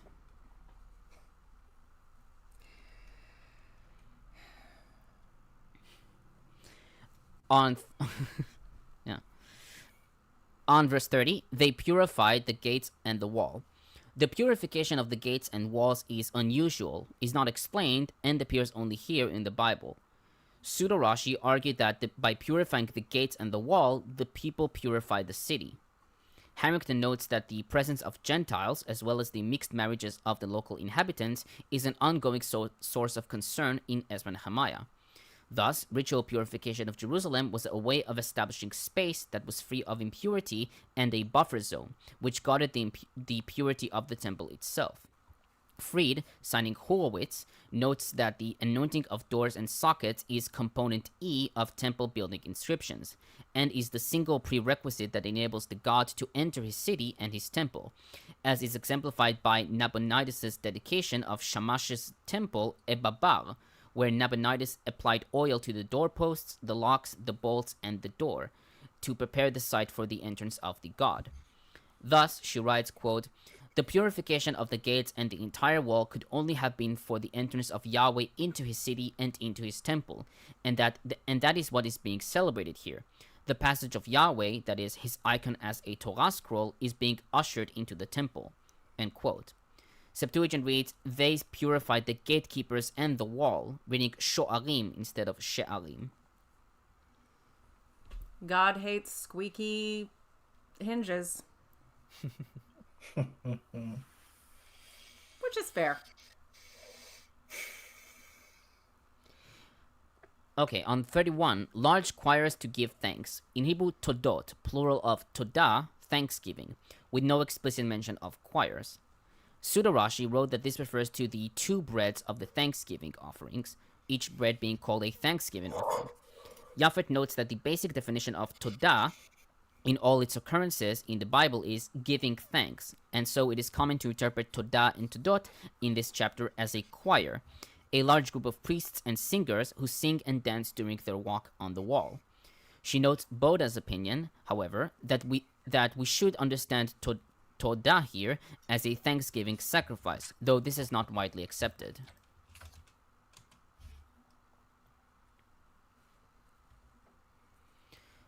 On verse 36, Ezra, the teacher of the law, led the procession.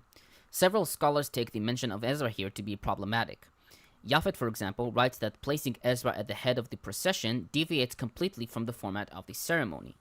Thus, she takes Ezra's mention to be a later remark, which the author of En added to the original description, to present Ezra as somebody who participated in this event. Likewise, Becking writes that the absence of the Vav prefix before the name of Ezra can be seen as a signal that this name has been inserted by a gloster from verse 36. Harrington, however, argued that there is no sufficient reason to deny that the 2 contemporary leaders worked together, one as the governor and one as the master teacher and scribe.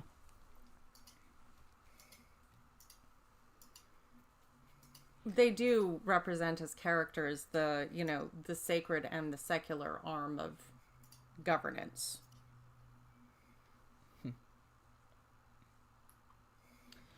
On verses 40 through 43, Smith comments, quote, there is not much information about what happened at this event.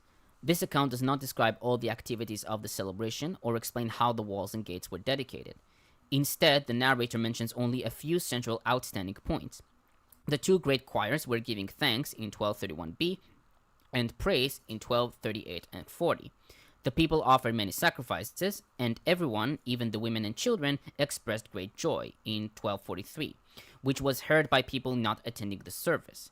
The primary activities were the gathering of the people and the leaders together, their purification, their dedication of themselves and of what they had built, and their rejoicing as they sang songs of praise to God.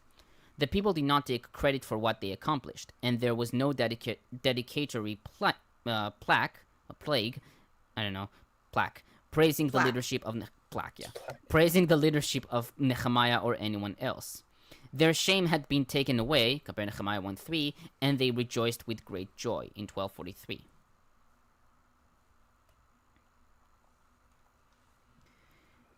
On 44, Becking comments, quote, for the sake of a proper regulation of the tithes, men, in Hebrew anashim, are appointed. Their names are not mentioned, neither is their relationship with the priests and the Levites. The omitted subject in the passive form of pakad, to appoint, leaves it unclear by whom they were appointed. The storerooms in Hebrew otzarot mentioned may be identical to the lishkot, quarters, mentioned in Ezra 8:30. Both were rooms in the immediate vicinity of the temple. During archaeological excavations, remains of such functional rooms have been found in the Iron Age sanctuaries in Israel. The joy of the Jews in the work of priests and Levites is an echo of joy from verse 43. The willingness to feed those who are economically non-productive is not self-evident, as is seen by 13:10 through 14.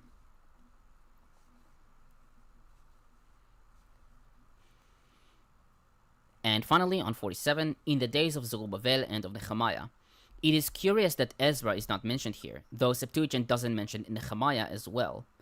Fried writes that Nehemiah's omission may have been an accident of transmission, since he is mentioned in the Vulgate and Peshitta, but Ezra's omission is odder.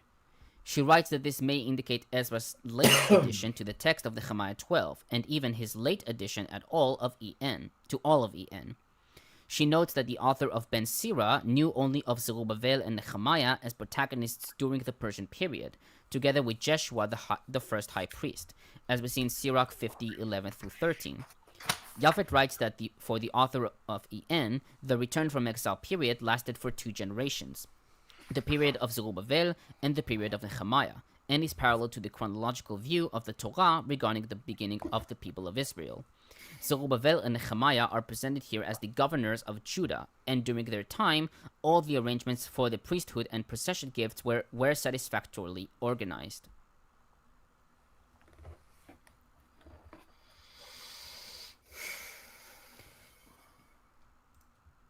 You know what's coming? Oh, Bead? Bead. No, it's not bead. it's not big. It's not bead? It's not bead. It's beta. Because that's Ugh. bead's name in Old English. Oh, that's so ironic in a modern era. Oh, actually, there are 2 sections. Ooh.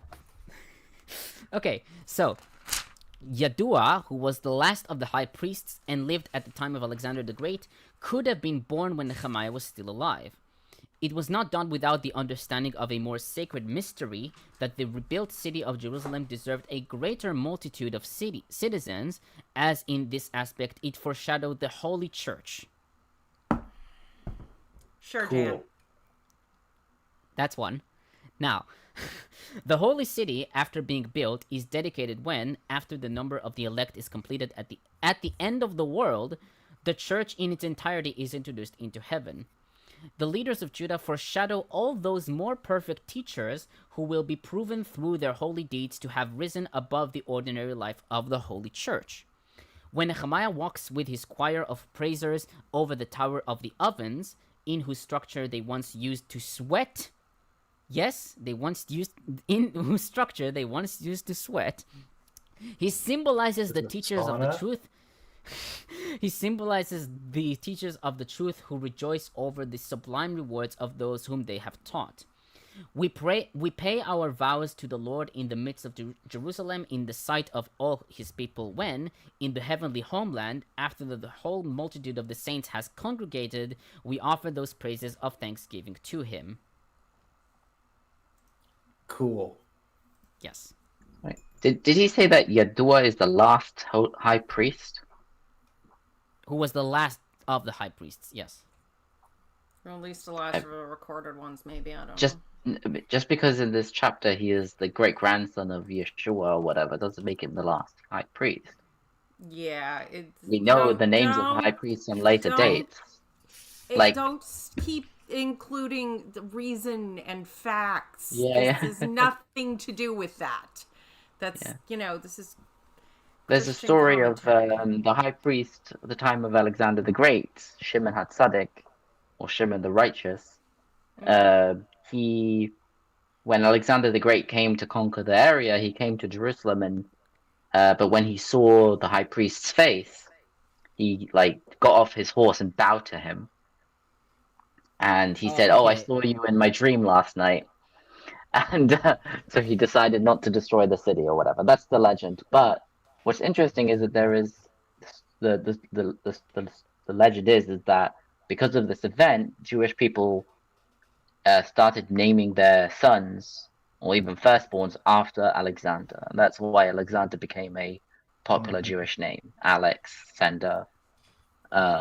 So the story might not be true, but there is that the name did become a popular Jewish name. So it most probably was just because of the Hasmonean influence, or not Hasmonean, but the Hellenistic influence of the royal family. So you have there were kings like Alexander Yanai and Aristobulus and whatever. So it probably was more of that than it was this legendary story. Yeah, but you've got to have a traditional story to excuse any trend. Yeah. I mean, there could have been something about how Alexander was even though he conquered the land, he allowed the local religion to stay or whatever. So they made his name something. Yeah. Yeah. Well, he was certainly a less intolerant emperor than some, so. Yeah. Okay, that's it. Good. Dare we go to 13? It's Yes, only we a should. page and a quarter. Yeah, let's We go. can do it, but I'm All right. getting a Tylenol.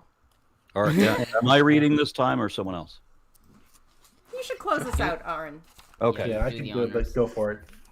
On that day, they read from the book of Moses in the hearing of the people, and in it was found written that no Ammonite or Moabite should ever enter the assembly of God, because they did not meet the Israelites with bread and water, but hired Balaam against them to curse them. Yet our God turned the curse into a blessing. When the people heard the law, they separated from Israel all those of foreign descent, those damn foreigners that the children of God need to be upset about. This America you're talking about? It certainly sounds like it. They're not sending their best. They're rapists. Now, before this, Eliashib, the priest, who was appointed over the chambers of the house of God and who was related to Tobiah, prepared for Tobiah a large room where they had previously put the grain offering, the frankincense, the vessels, and the tithes of grain, wine, and oil, which were given by commandment to the Levites, singers, and gatekeepers and the contributions of the priests. While this was taking place, I was not in Jerusalem. For the 32nd year of King Artaxerxes of Babylon, I went to the king. After some time, I asked leave of the king and returned to Jerusalem. I then discovered the wrong that Eliashib had done on behalf of Tobiah, preparing a room for him in the courts of the house of God. And I was very angry, and I threw all household furniture of Tobiah out of the room.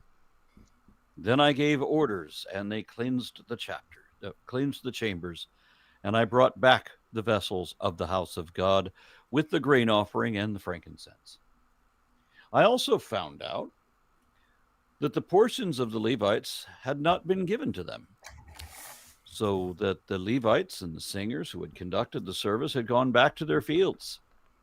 So I contended with the officials and said, "Why is the house of God forsaken?" And I gathered them together and set them in their stations.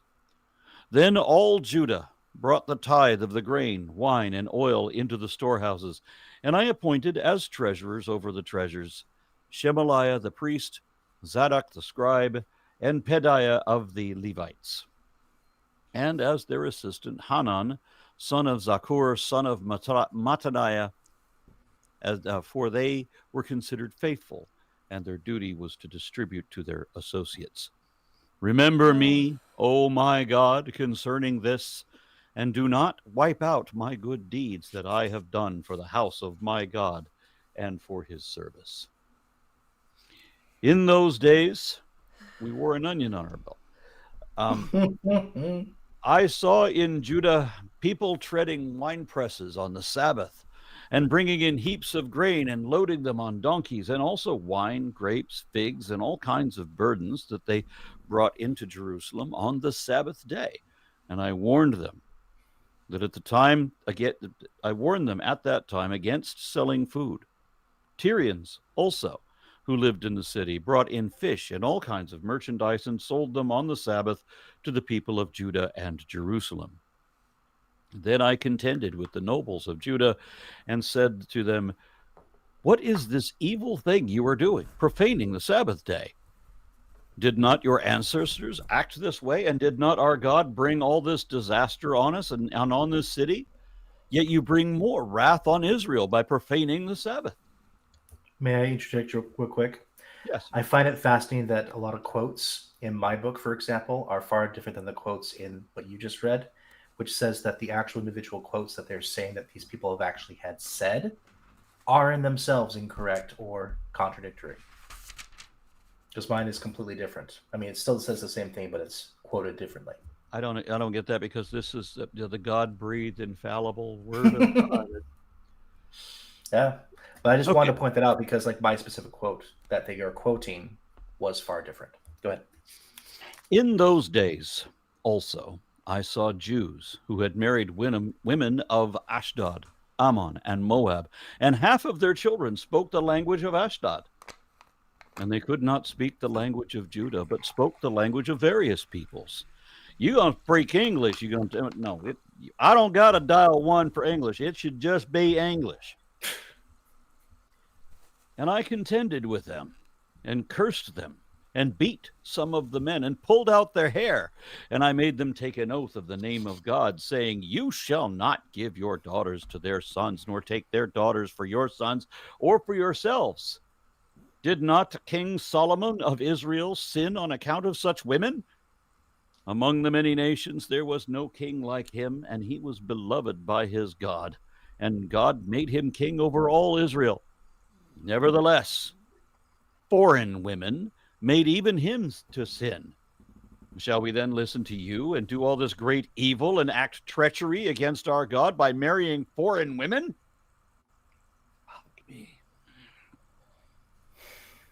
And one of the sons of Jehoiada, son of the high priest of Eliashib, was the son-in-law of Sanballat the Horonite.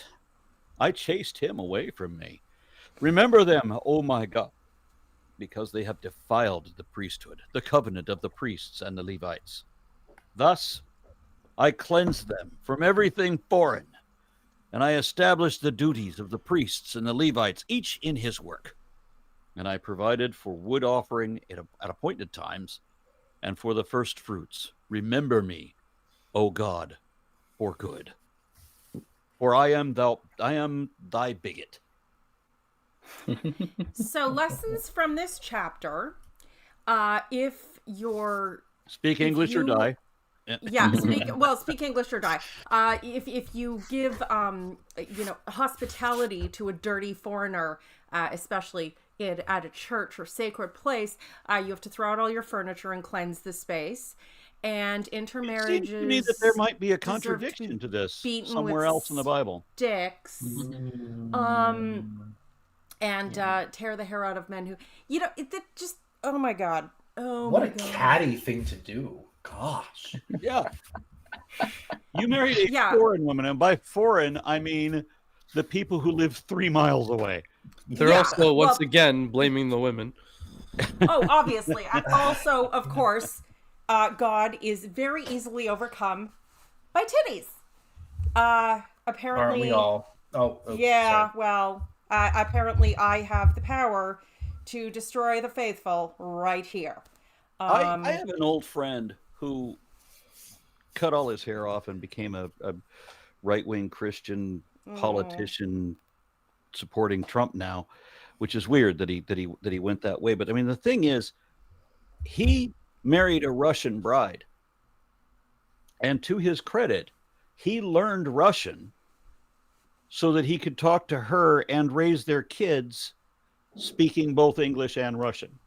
Now, he and I have a lot of political differences, but I mean, I got to give him credit for that. This asshole, he's upset that there are children who are bilingual? Fuck. I he think says that they don't speak the language of Yeah. Israel. But, I mean, to be fair, it doesn't sound like he actually checked if they were bilingual. He just heard the dirty foreign language and started throwing things and tearing out hair and screaming at people and beating them with sticks. And this has got to really as God does. This has got to really irritate people who already have difficulty understanding things in their own language. Yeah, he had a problem with those pre-millennials. Yeah. Yeah. Gee, I can't imagine how this immortal word of God ever led to such horrific abuse and bigotry. Not like it's baked in from the very beginning. That's why I call it the immoral word of God.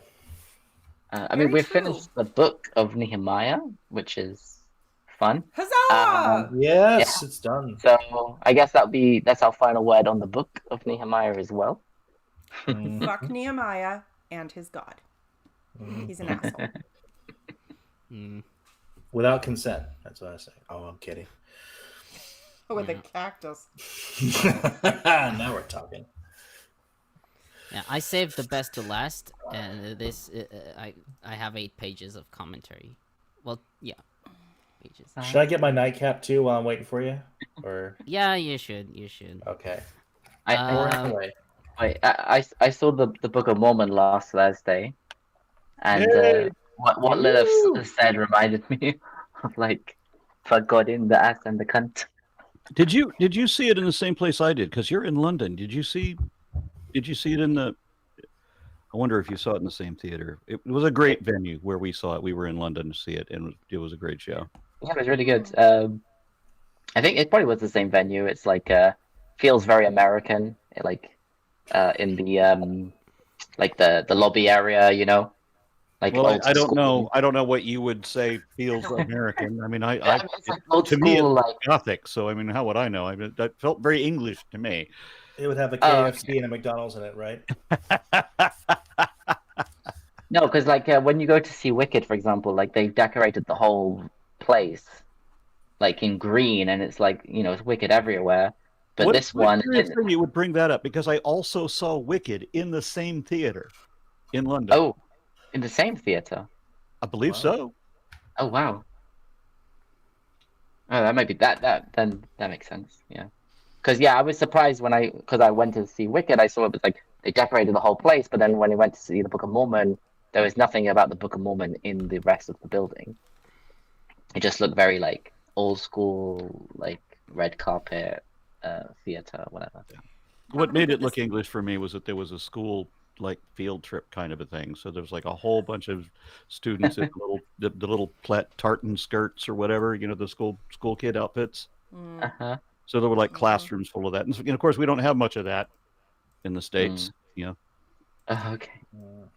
Yeah, I mean, in fairness, though, I think Wicked has a little more flair than the Book of Mormon. Like, it's based in Oz as opposed to based in, you know, the guys who go around in suit ties and jackets calling themselves elder before their acne has cleared up. Well, I mean, it is supposed to be like Or not realistic, if that makes sense. It's supposed to be like, you know, this is how the Mormons see the world, as opposed to Lilith, trying to depict. Did you see the Book of Mormon? Yes. I haven't. Yeah, it's based more in fantasy than you think. Well, okay, yes, but not like that's fun, psychedelic, follow the yellow brick road. It's more possible Star drug Wars, trip. Star Trek, and that kind of nerdosphere stuff references. I've had a lot of friends at various points in my life in various forms of theater and musical theater. So while I didn't get to see the show itself live, I am familiar with a lot of the content. And admittedly, the Book of Mormon, the play, is based in, you know, Mormon culture, but the Book of Mormon itself is it's just Bible fan fiction, right? No. Ezra-Nehemiah. If you're talking about talking about the stage show, No, not the stage show, the actual book. okay. The actual The actual book book is is fan just fiction. awful. I wouldn't. Ask go to Homer. that. He's read it. I mean, I find it incredibly funny. Yeah. It's I Would want you you want- guys I to find read it it with extremely- Jimmy. I'm happy. I'll stick with that. I find bits of it funny, but mostly it's just so fucking redundant. And then the next year, another 15,000 people were murdered. And then the next year, there was another 15,000 people were murdered by these two neighboring tribes. And it just goes on like that. That's all they do. That's all the book is about. Tens of thousands of people dying every year in combat. Wait, it's not about how Joseph Smith had AIDS and wanted to fuck a baby, and then And an they told angel. him to fuck a frog instead. Yes. Everybody's got AIDS. AIDS.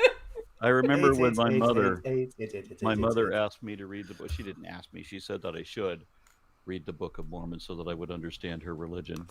And I said, well, you saw my reaction when I read the Bible. You sure you want me to read the Book of Mormon? She thought about it for a moment. She says, no, I don't. See, there is wisdom in the world after all.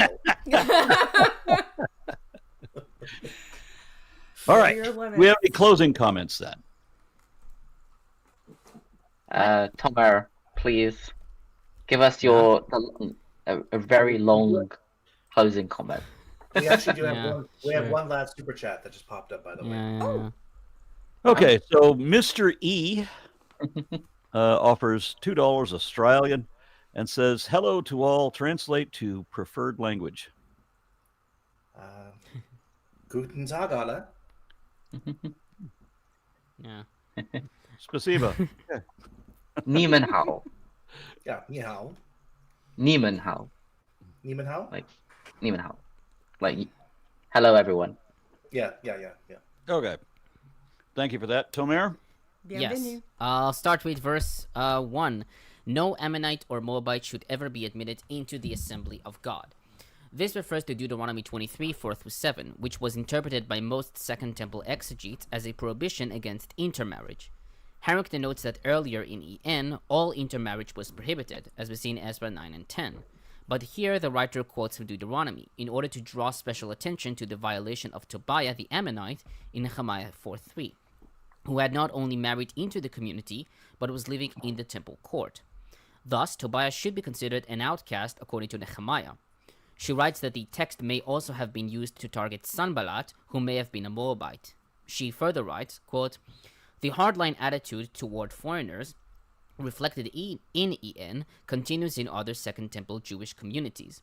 For example, the Damascus document refers to the resident alien as a fourth category of the community, after the priests, Levites, and Israelites. The community rule does not acknowledge such a category at all. Still, in Second Temple times, there were others who followed the example of Ruth and did accept conversion by foreigners. Nehemiah's attitude toward Ammonites contrasts with that of the Book of Judith, universally dated to the Hasmonean era.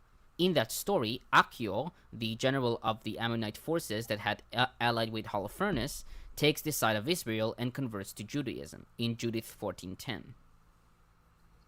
That is interesting. I wonder if that's why it wasn't part of the canon. Can't have them saying good things about Ammonites. No. You said Judith? Yes, Judith. Yeah, I mean, that's part of some canons. Yeah, it is. Yeah. Fired out of a cannon, perhaps. Speaking of which, what book are we going to do next? Because there Esther. seems to be some Esther. discrepancy here. Esther. We're doing Esther. I mean, that's the Old Testament. You always have It's Esther. discrepancies. Yes. Well, you would think so. But I'm just telling you it's Esther. I found at least one that says the next book is Tobit. It's No, Tobit. that's That's if they include Apocrypha. Yeah, We're doing Esther. Why are we not doing the Apocrypha? How long do you want the show to go? Well, because we are we are one not third immortal.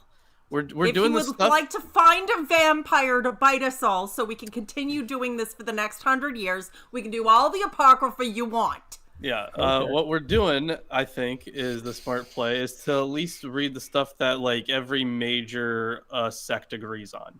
Now, did you not also just a moment ago say that only some of them have Judith?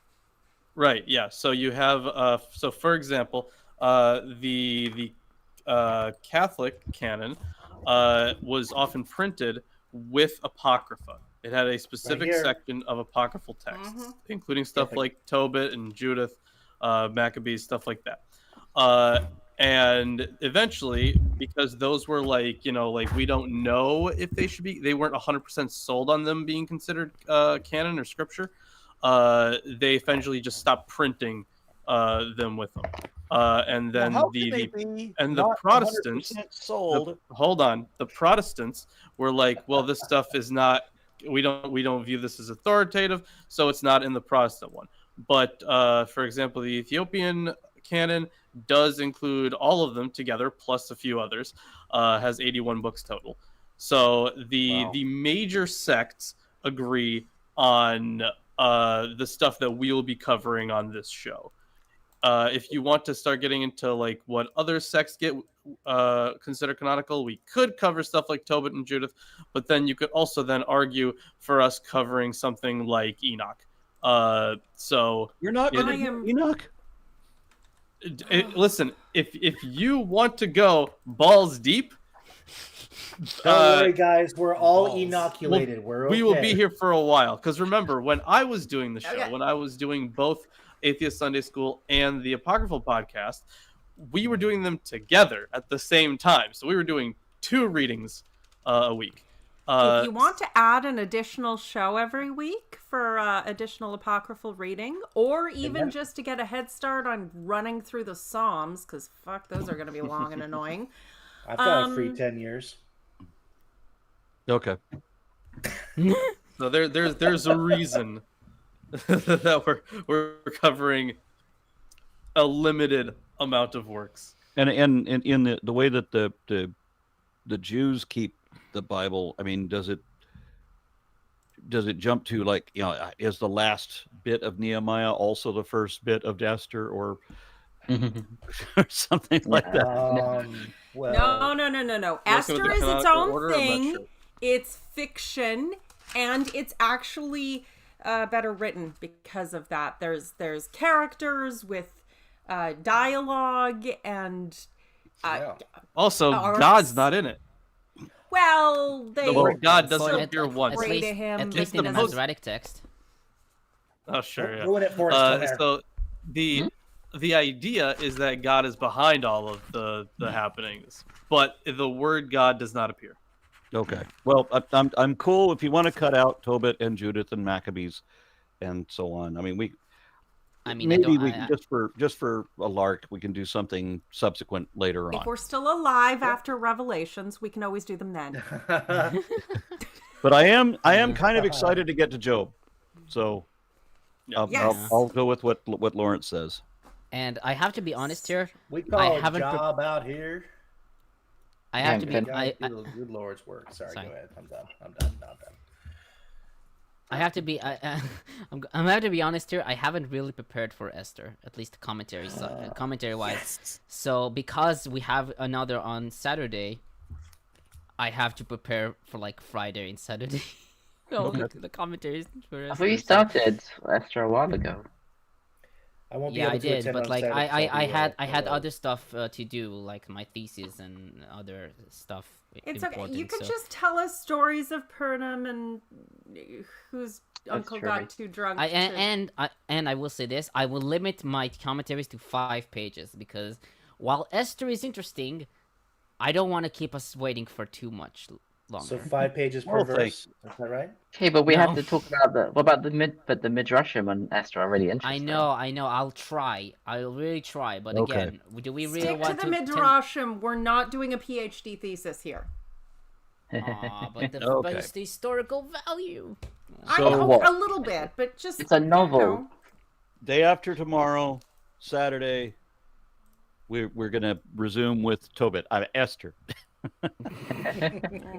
Hadassah. Okay, where were we? Verse 3. They excluded from Israel all who were of foreign descent. Hebrew for foreign descent is Erev. The term also appears in Exodus 12:38, which describes the mixed multitude, in Hebrew Erev Rav, who came with the Israelites during the Exodus. Harrington notes that the use of the term Erev to describe unacceptable ethnic mixtures in the Jewish community is found... Oh, sorry. What happened? Yeah, my internet again. No, What? you're fine. No, you're fine. No, Yeah, I sorry. I think Aaron's internet. Like, No, sorry. no. it's little Some- you some- stepped away. Sometimes it looks like we're frozen, but we're just very still. yeah. I thought because I didn't hear anything. Sorry. Okay. Everybody, and go. Okay. The term also appears in Exodus 12:38, which describes the mixed multitude, Hebrew Erev Rav, who came with the Israelites during the Exodus.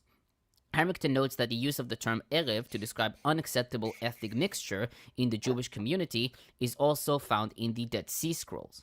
She notes that in 4Q MMT, or the halachic letter, quote, intermarriage between Jews and Gentiles is compared to the mixing of inappropriate fabrics and to the mating of an ox and a donkey, end quote, as we see in God, lines this is 75 to so 79. stupid.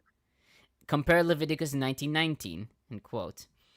She writes that, like the author of Nehemiah 13, the writer of 4QMMT cites the Deuteronomistic prohibition against marriages with Moabites and Ammonites in lines 39 and 40, and he warns of impure sexual mixtures that bring pollution to the sanctuary and the holy seed in lines 48 and 49 and 81 and 82. Early stage eugenics right there. That's disgusting. Early? I'll give you that. I'll give you that. My mistake. No. Okay, on verse 4, Eliashib the priest. Although some, like Batten and Japhet, assume that this is Eliashib the high priest, as we see in Nehemiah 3 verses 1 and 20 and 13:28, Fried writes that this is a different priest, since had he been the high priest, he wouldn't have been labeled as such. She notes that at the time of this writing, sometimes after the king's 32nd year, the high priest is Joyadiah. Sorry, I'm just I read this wrong. It's okay. Yoyada, That's how we do it too. Eliashib's sons. No, I think because I hate how it is written in English. Yeah, sometimes the I is a yeah sound as well in the English names. Yoyada. It's Yoyada. Yeah. Sorry. Okay. On verse 5, Smith writes that although this appears to be an inappropriate act of favoring a relative, with Becking seeing it as an abuse of Eliashib's power, we know nothing about the circumstances that resulted in this arrangement. He notes Blenkinsop's opinion that his presence there was part of a commercial arrangement, and that he would supply things like wood, animals, oil for lamps, etc., that were needed to keep the temple running smoothly. The problem, however, is that Tobiah was an Ammonite, and this space in the temple was supposed to be used to store tithes and offerings, grain and oil, wine and frankincense, etc. As Japhet explains, this intends to portray Eliashib's act with the utmost severity, attacking the temple's sanctity.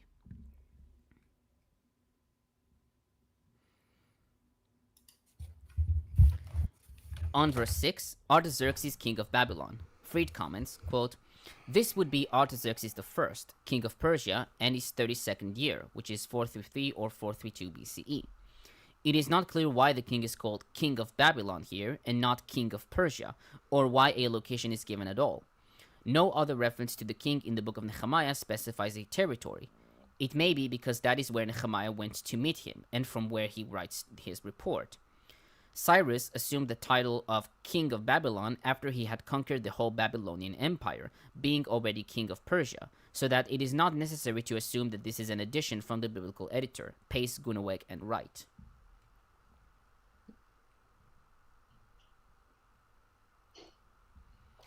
On verse 8, "I threw all Tobiah's household goods out of the room." Fried notes that Nehemiah's behavior is odd, since Tobiah was a governor of Ammon and part of the political apparatus of the satrapy. She argues that he wouldn't have dared to do this without the king's, or at least the satrap's, prior approval. She notes that letters from Bactria reveal that the governor could have done nothing so extreme as this, without first obtaining the express and written approval of the satrap. She writes, quote, "The satrap, like Nehemiah, may have objected to the perceived collusion between the political and religious establishments of Judah and Ammon and the centrifugal force against the central government that it implies."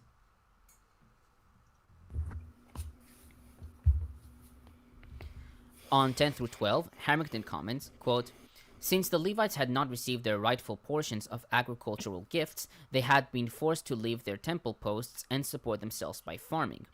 Even though the people had joyfully brought their offerings on the day of the wall dedication, as we see in 12:44 through 47, they are once again neglecting this responsibility. The obligation to tithe was not unheard of in the ancient Near East. Mesopotamian temples, too, levied tithes for the support of cultic personnel. Funding is, of course, necessary to the survival of any religious institution." Well, yeah, the singers gotta eat. On verse 13, "They were considered trustworthy."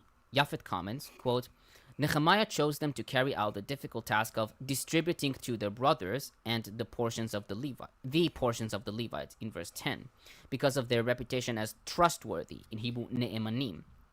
The emphasis, quote, "for they were regarded as trustworthy," end quote, is a transparent allusion to the irregularities that had previously prevailed in the allocation of the priests and Levites' gifts. According to J. Shaper, this was not a one-time appointment, but the establishment of a permanent committee, the novelty of which lay in the inclusion of the Levites alongside priests, who until then managed the financial affair of the temple alone. The committee's duties were diverse, since the temple treasury administered not only the taxes intended for the temple, but also those for the empire. This same committee later received the money and gifts from Ezra, as we see in Ezra 8:33-34, whose arrival and priestly service occurred after Nehemiah's time.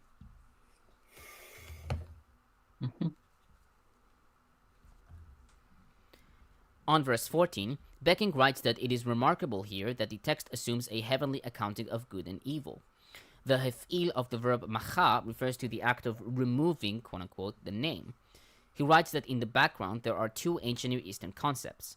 The Mesopotamian Anzu myth narrates how the bird Anzu steals the tablet of destiny from the hands of the god Enlil. In addition, some Assyrian, Aramaic, and Phoenician texts on stales contain a textual element in which the person who removes the name of the king of the inscription is threatened with all kinds of curses.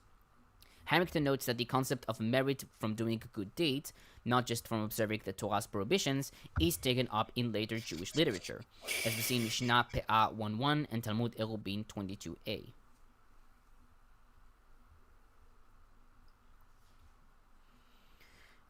On 17 and 18, Becking comments, quote, Nehemiah addresses the Chorim, nobles, compared to 16. It is unclear to which group of directors this word refers. He holds them accountable for the above-mentioned actions, with which, in his view, the Sanballat was desecrated. The Sabbath was desecrated. The verb halal used here is an antonym of the verb kadesh, to put aside or make holy. According to the Ten Commandments, Israel was to set the seventh day apart in time by refraining from work. With the help of two rhetorical questions, Nehemiah reminds the leaders that the desecration of the Sabbath had been one of the reasons for the misery of the exile. Thereby, he adopts the ideas from Jeremiah 17:19-27. By threatening the possibility of even more serious misery, he hopes that the leaders will realize what they are putting at risk.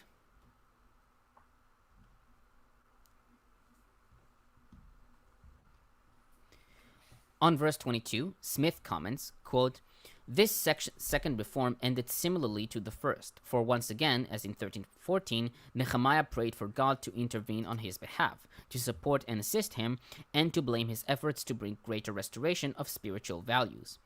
The priests were doing nothing to stop this selling on the Sabbath and did not follow covenantal expectations, so Nehemiah did not have support from those who were supposed to provide spiritual leadership. He felt alone and in need of God's approval and support. This prayer was not a wishful request for more power or greater prestige or a demand for more authority to impose his will on others. Leading was lonely and confronting people was difficult. Nehemiah did not claim to deserve anything from God. He simply asked the great God of heaven to shower him with more love and a steadfast outpouring of his grace, so that he would be able to guide the people wisely to please God in all they were doing.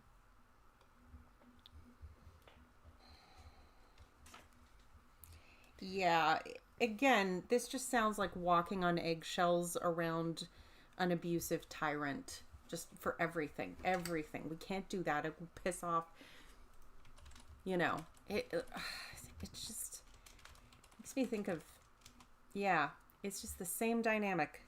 The tyrant, the abusive parent, just all of it.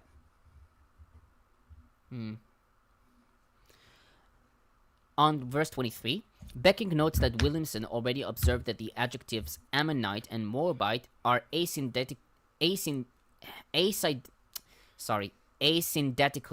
connected with Ashdodite women, quote-unquote. Yes, Isaac, I see you smiling. Does that mean, like, every time, whenever, like, Ashdod is brought up, they're just called Ammonites, even though that wouldn't necessarily be the correct term for them? It's just, like, they're just always put together? Yeah, you could say that, yeah. So, okay. He writes that this indicates that both words are to be construed as later additions, and that verse 23 originally referred to relationships with Ashdodite women, also Blenkinsop and Shunk. He further writes, quote, "This observation is of great importance for the understanding of the whole of the discourse of mixed marriages within EN. Ashdod never occurs in the list of 7 or more foreign peoples, for which Israel is warned. In the Persian period, Ashdod is part of a province of the Achaemenid world empire. In my opinion, the reproach in verse 23 is the oldest text in EN that narrates about this problem. The text refers to a historical situation in which Judeans had become associated with Ashdodites. In the later pseudepigraphic Ezra story, 7 through 10, this motive was adopted and used to demonize those who had a different view of Yahwism. On them, the label of the 7 or more foreign peoples were placed to underline their differences. In the final text of verse 23, the Ammonites and Moabites were included from Ezra 9 in order to bring both books more in line."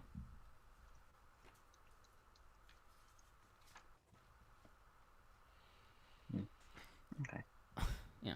On verse 24, the language of Ashdod. Much speculation was raised regarding the Ashdodite language. Fried notes that by the time of writing EN, their language and culture were largely Phoenician, given that the area was conquered by the Babylonians, but had been taken over by the Phoenicians after the withdrawal of the Babylonians during the Persian conquest. She writes that Ashdodian, quote-unquote, should be understood to be a dialect of Phoenician, though marriages between Judean and Ashdodian peoples suggest that these languages were mutually comprehensible. Japhet suggests that the Ashdodian language was one of the Canaanite dialects with which the Philistines adopted after the settlement in the land for many years, or a local mixed dialect. I didn't know the Phoenicians went that far south. Yeah. The Phoenicians? Yeah. Well, I mean, they went very far away from, like, by ship. I didn't know they went along the coast to Philadelphia. Well, I mean, they would raid and things like that too. So I mean, there's different parts to it. I mean, you could say. I mean, Phoenician is also a Canaanite language. Yeah. So, the languages would have been pretty much, probably mutually intelligible. Yeah. I mean, maybe this point it would have been a bit slightly. They would have diverged quite a bit by this point. But I mean, even like Punic is not that far removed from like Hebrew, so it probably would have been easier back then. Yeah, I mean, Becking notes that some think of a language related to Aramaic, like Fensham, and Böhler construes Ashdodian as a pidgin language used for communication among various ethnic groups. And I mean, there is still trade and things, even quite apart from conquests and such. So you would need to have a certain amount of lingua franca of some sort. I mean, he notes that this there is an inscription from Ashdod, 2 pottery fragments that were probably written in Aramaic, which some assume that the language of Ashdod in the Persian period was Aramaic, but he writes that in the Persian period it is, however, not immediately possible to conclude a language merely on the basis of the type of script. Fair enough. Okay, on 25, Nehemiah reacts very violently against the Judeans who married into foreign women, with Blenkinsop calling his reaction, quote, impulsive and even intemperate, end quote. Harrington notes that plucking hair from another person's beard was a painful and humiliating action that expressed anger and scorn, as we see in 2 Samuel 10:4, Isaiah 56, Hammurabi 1-7, and Herodotus Histories 2, 1-1. Fried notes that a cuneiform text from the Murashu archive, dated 420 BCE, refers to the threat of the same type of punishment. Quote, if they have not completed the groundbreaking by the first day of the 5th month, they shall be beaten 100 times with a nitpu, their beards and hair shall be plucked out, and Ribat, son of Beliriba, servant of Rimut Ninuta, shall keep them in the workhouse. End quote. Becking writes that... Yeah. I've read much more brutal things than this. Yeah. Sure, but still. Yeah. Ancient times was fun. Becking writes that Nehemiah performed the morning ritual that the Judeans should have done to themselves. Yeah. and thus a ritual inversion, quote-unquote. Smith notes that Fensham tried to justify Nehemiah's response by placing it in the context of punishment meted out after a court case. He writes, however, that there is no mention of a court case, and the narrator does not present Nehemiah's reaction as a punishment ordered by a judge. He further writes, quote, "This situation ended with the disobedient people taking an oath to comply with God's commands, as we see in 10:31, which is 30 in the Old Testament. Paraphrasing the command in Deuteronomy 7:3, they promised to not intermarry with people outside of Israel. That is, they would not marry people who did not worship the God of Israel. By pulling hair out and cursing, Nehemiah expressed his strong opposition and warned the people of dire consequences of what would happen if they continued to marry foreign women." Williamson downplays the event as something that, quote, "need not have involved very much," end quote. But one can be quite certain that the people whom Nehemiah beat and cursed would not have described the experience that way. One is left with no other choice but to admit that Nehemiah, quote, "demeaned himself by restoring to personal abuse and assault," end quote, according to Kleins. Sometimes the wayward choices that people make again and again can become exasperating for a leader, making it hard not to strike out verbally and physically to teach them a lesson, for nothing else seems to have any effect on them. I'd also like to point out that with them being so exclusionary with the people who, by any other standard, might have been considered part of their group, it might not be entirely clear who the foreign women are always. I mean, of the Jewish people left behind, is there any reason they shouldn't marry them?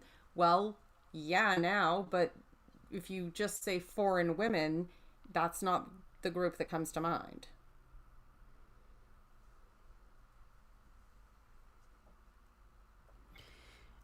On verse 28, Japhet notes that Sanballat's daughter, who was the Samaritan wife of the son of Yoyada, was considered ineligible for marrying a Jew.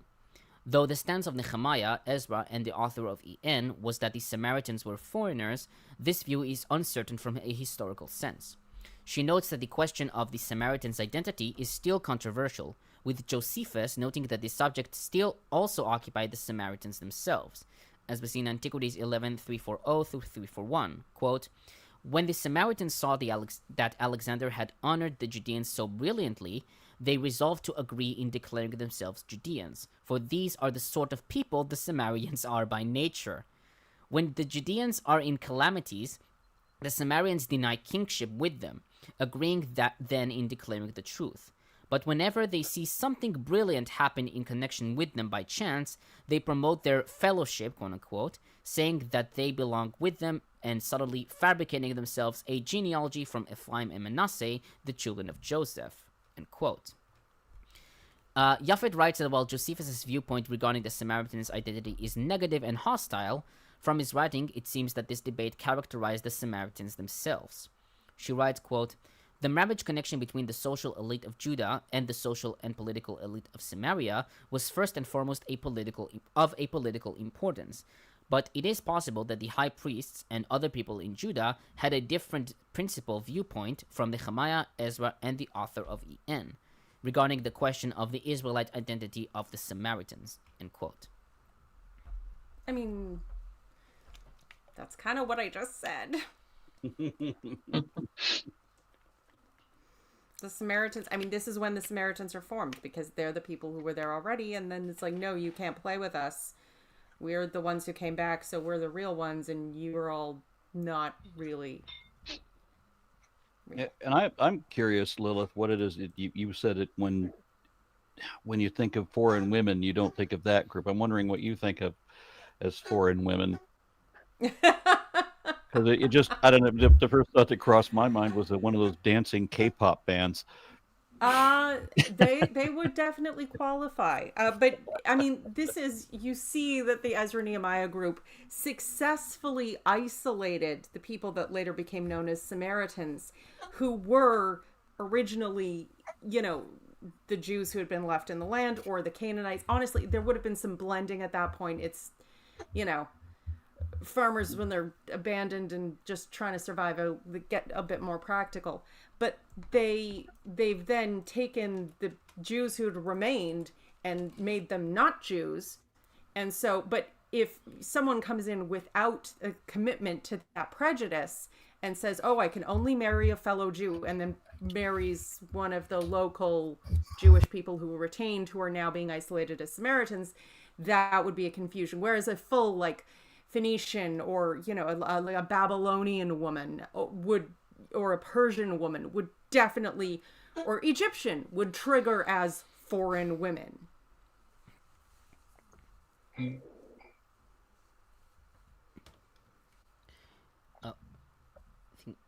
think Isaac wanted to say something, or I just glitched out. No, it's okay. It's okay. I was just. And Mr. E is having a talking heads moment. He comments, "Who is this woman in my bed? This is not my beautiful wife."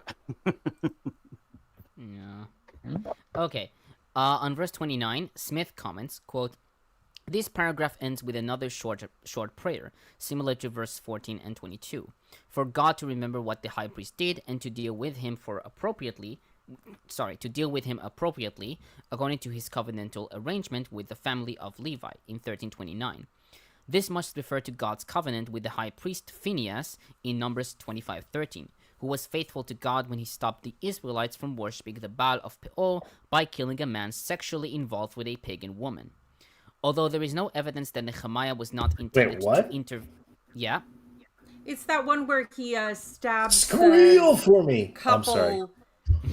No. He stabs the couple while the man and his wife are, you know, privately together, and he stabs them through. Just like that, the bit that was cut out of that Jason movie, one of the Friday the 13th. Literally cut out. Yeah. I've got nothing. I'm pulling the straws here. Go ahead, Tanner. Yeah. Yeah. Well, remember, God was very happy with that guy for spearing the couple, breaking into their home and spearing them while they were in their marital bed. God made people, all people, but there's some people he made because he likes to hate some people. Yes. So he has chosen people, and his chosen people have to hate the other people that he made. Well, you have to have your pawns on the chessboard, after all. He chose them to hate them. Yeah. But remember, Satan is the bad guy. Yeah. Who never lied once. Not once. Nope.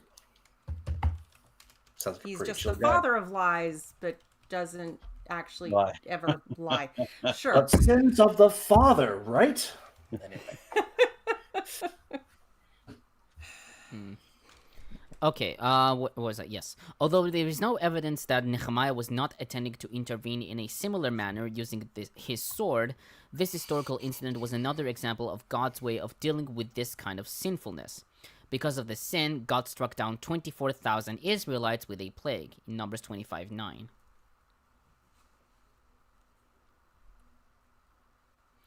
And finally, on 31, Harrington comments, quote, The actions Nehemiah has asked God to remember are not particular commandments that he has fulfilled, but rather deeds that he has performed beyond the call of duty.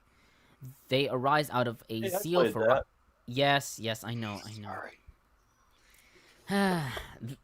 They arise out of They arise out of a zeal for righteousness, for example, ordering the cancellation of the debt of those working on the wall in 511, and holiness, for example, the expulsion of a foreigner who had been authorized to live in a chamber of the temple in 13:9. In some ways, Nehemiah's zeal reminds the reader of Phinehas, who was promised a, quote, perpetual covenant of the priesthood, end quote, in Numbers 25:13, for spearing a priest and a foreign woman in the act of sexual intercourse. Similarly, Nehemiah breaks apart the union between one of the grandsons of Eliashib, the high priest, and a foreign woman out of concern for the covenant of the priesthood and Levites. Perhaps the best evidence of God remembering Nehemiah for good is the continued memory of him by countless generations of the faithful who have admired his faithfulness and zeal for God. Yeah, admired his zeal. Yeah. Jealousy. Yeah. I mean, it's, reading this, all of the things that people say, oh, why do people do these horrible things in the name of their religion? That's not the real religion. And I'm like, have you read this book? Have you read it? Well, actually, I guarantee goddamn it's justified by this shit. I think every time every day that we read this, I try to imagine Christians. What do you do if you do read this? If you forced yourself to read it, because we know most Christians wouldn't touch it. They won't open it if you paid them. But I mean, those who do, who brag that they've read it 3 or 4 times. I mean, are they just like reciting the words as they see them without a thought to it? Probably got the Cliff Notes versions, my bet. You divide it in your mind and see the people who are, of the nations and, the worshipers of other gods as inherently evil, in the way that you might see, a serial killer as inherently evil. You just have to adopt that narrative viscerally. And also, you don't always have to read it straight through. Most of the Bible reading, you might read a psalm or a bit from the Gospels, but stuff like this, there's a lot of justification. There's a lot of, symbolic interpretation, but there is genuinely that belief that this was what happened and it was justified to happen this way. And that's incredibly fucked up, but you can never admit that to yourself, for the same reason that it's the same reason Saddam Hussein made half of his ministers shoot the other half, because it makes you complicit. And then you never want to admit that you were complicit in justifying something so horrific. And viscerally, the identity of yourself as a decent person, which is what we all want to be, I hope, you can't confront that. It just, your self-worth, your identity, you cannot confront how fucked up the shit you felt obligated to justify was. That's why some of my favorite activists are the ones that were devout believers, who were raised in it, who dedicated decades of their lives to the study of the faith until they just couldn't believe it anymore. And now, look at the armament they bear. We just got a really great comment, by the way. You might want to read that. It's in context. All right. Reimer's Braggery says, Aaron, there is a reason there were written apologetics before there was a written canon. Absolutely fantastic comment. Very true. Very true. Very true. The justifications are endless. But we try and oppose these things with facts, because the facts are on our side. But we can't forget that we're also dealing with people, and people's psychology is far from perfectly rational, especially when their emotions are hyped up, especially when things are, put in these controlling ways. We have to be realistic about the fact that the mind has to free itself. Ultimately, you cannot free another person's mind. They have to do that. You can help. You can leave out the signposts. You can flash the lights, but they will leave or no. It's a funny thing when we have a classroom full of people, they're all taught the same information, and certain people will come out of it with a revelation of what they've learned. And all the other people in the class, every other person in the class will come out having not really learned or retained anything. But only that one person now has a heightened understanding because it links with something else that they knew or they thought they understood, or that it revises what they thought they knew. It's like my favorite line out of Superman, the old 1977, 78, I think it was 78 Superman, where Lex Luthor says you can read Tolstoy and come away from thinking, you can read War and Peace and think of it as a simple adventure story, and other people can read the ingredients on a chewing gum wrapper and unlock the secrets of the universe. It all depends on the mind. Good old Gene Hackman. Wisdom is in the eye of the beholder. But yep. What you can't necessarily choose to be an inherently insightful person, but you can choose to be willing to consider things and question things and look a little deeper. Got it. All right. Have we anything more, Tomer? Oh yeah, beat. I forgot about it. The final comment of Nehemiah. Huzzah! Yes. But Bede is talking about Jesus. yes. So, the Moabites and the Ammonites, because they were born from incest, figuratively. Yes. Oh, no, bad. Yeah, I mean that's Genesis That's 19:31 the through Lot's 38. daughters Yes. story. Yeah, Many I people from remember. Arkansas. Sorry, go ahead. Figuratively represent heretics whose authors corrupt the teaching of the fathers through their faulty understanding. The zeal of Nehemiah is cleansing and purifying the temple can be compared with that of the Lord Savior, who made a whip from cords and drove all vendors and buyers outside the house of God. Can be compared with. Yes. Yeah. Well, there's a wide range. I can compare a lot of things to other things. That's in reference to Matthew 21:12. If nobody knew. Yeah, we can always find ways to read Jesus in. What else? Oh, the spiritual meaning of the Sabbath is that all the elect should labor for eternal rest, but on a day that is to come should hope for the rest from the Lord. For that rest from the Lord. The citizens of the holy city must be purified from all the filth of foreign pollution, which is alien to God. I'm not saying it's aliens. But it's aliens. Yes. All right. And I will say this. When in Esther, we're also going to have one single Christian for most of the commentary. I'm not going to tell you who, but I promise you that it's not Bede. Okay. Ooh, Augustine? Exciting. Is it Nope. is it the new Archbishop of Canterbury? No. I mean, she's not ancient, but whatever. I will hint Only Christian woman I know. that he lived relatively close to Bede. Like this. Like he's time. like it's yes, the time frame is close to Bede. That's all the hints that I'm going to give you. All right. Until next time. No, not until next time. Join the Discord. Subscribe to the Behold Network. Those are the important things you have to keep in mind. Everything else, not important at all. So It do is those things. important that we see you next Saturday, where we will finally get into Esther, which is This so much Saturday. better written and is not composed largely of mind-numbingly boring lists of names. Huzzah! And the one name that isn't there apparently is God. Oh, and I It's gonna be have a great one. I have a Throne account. I haven't bought any books this month. So if people would like to throw away their money at me because I'm a fucking poor student, yes, please. I need books.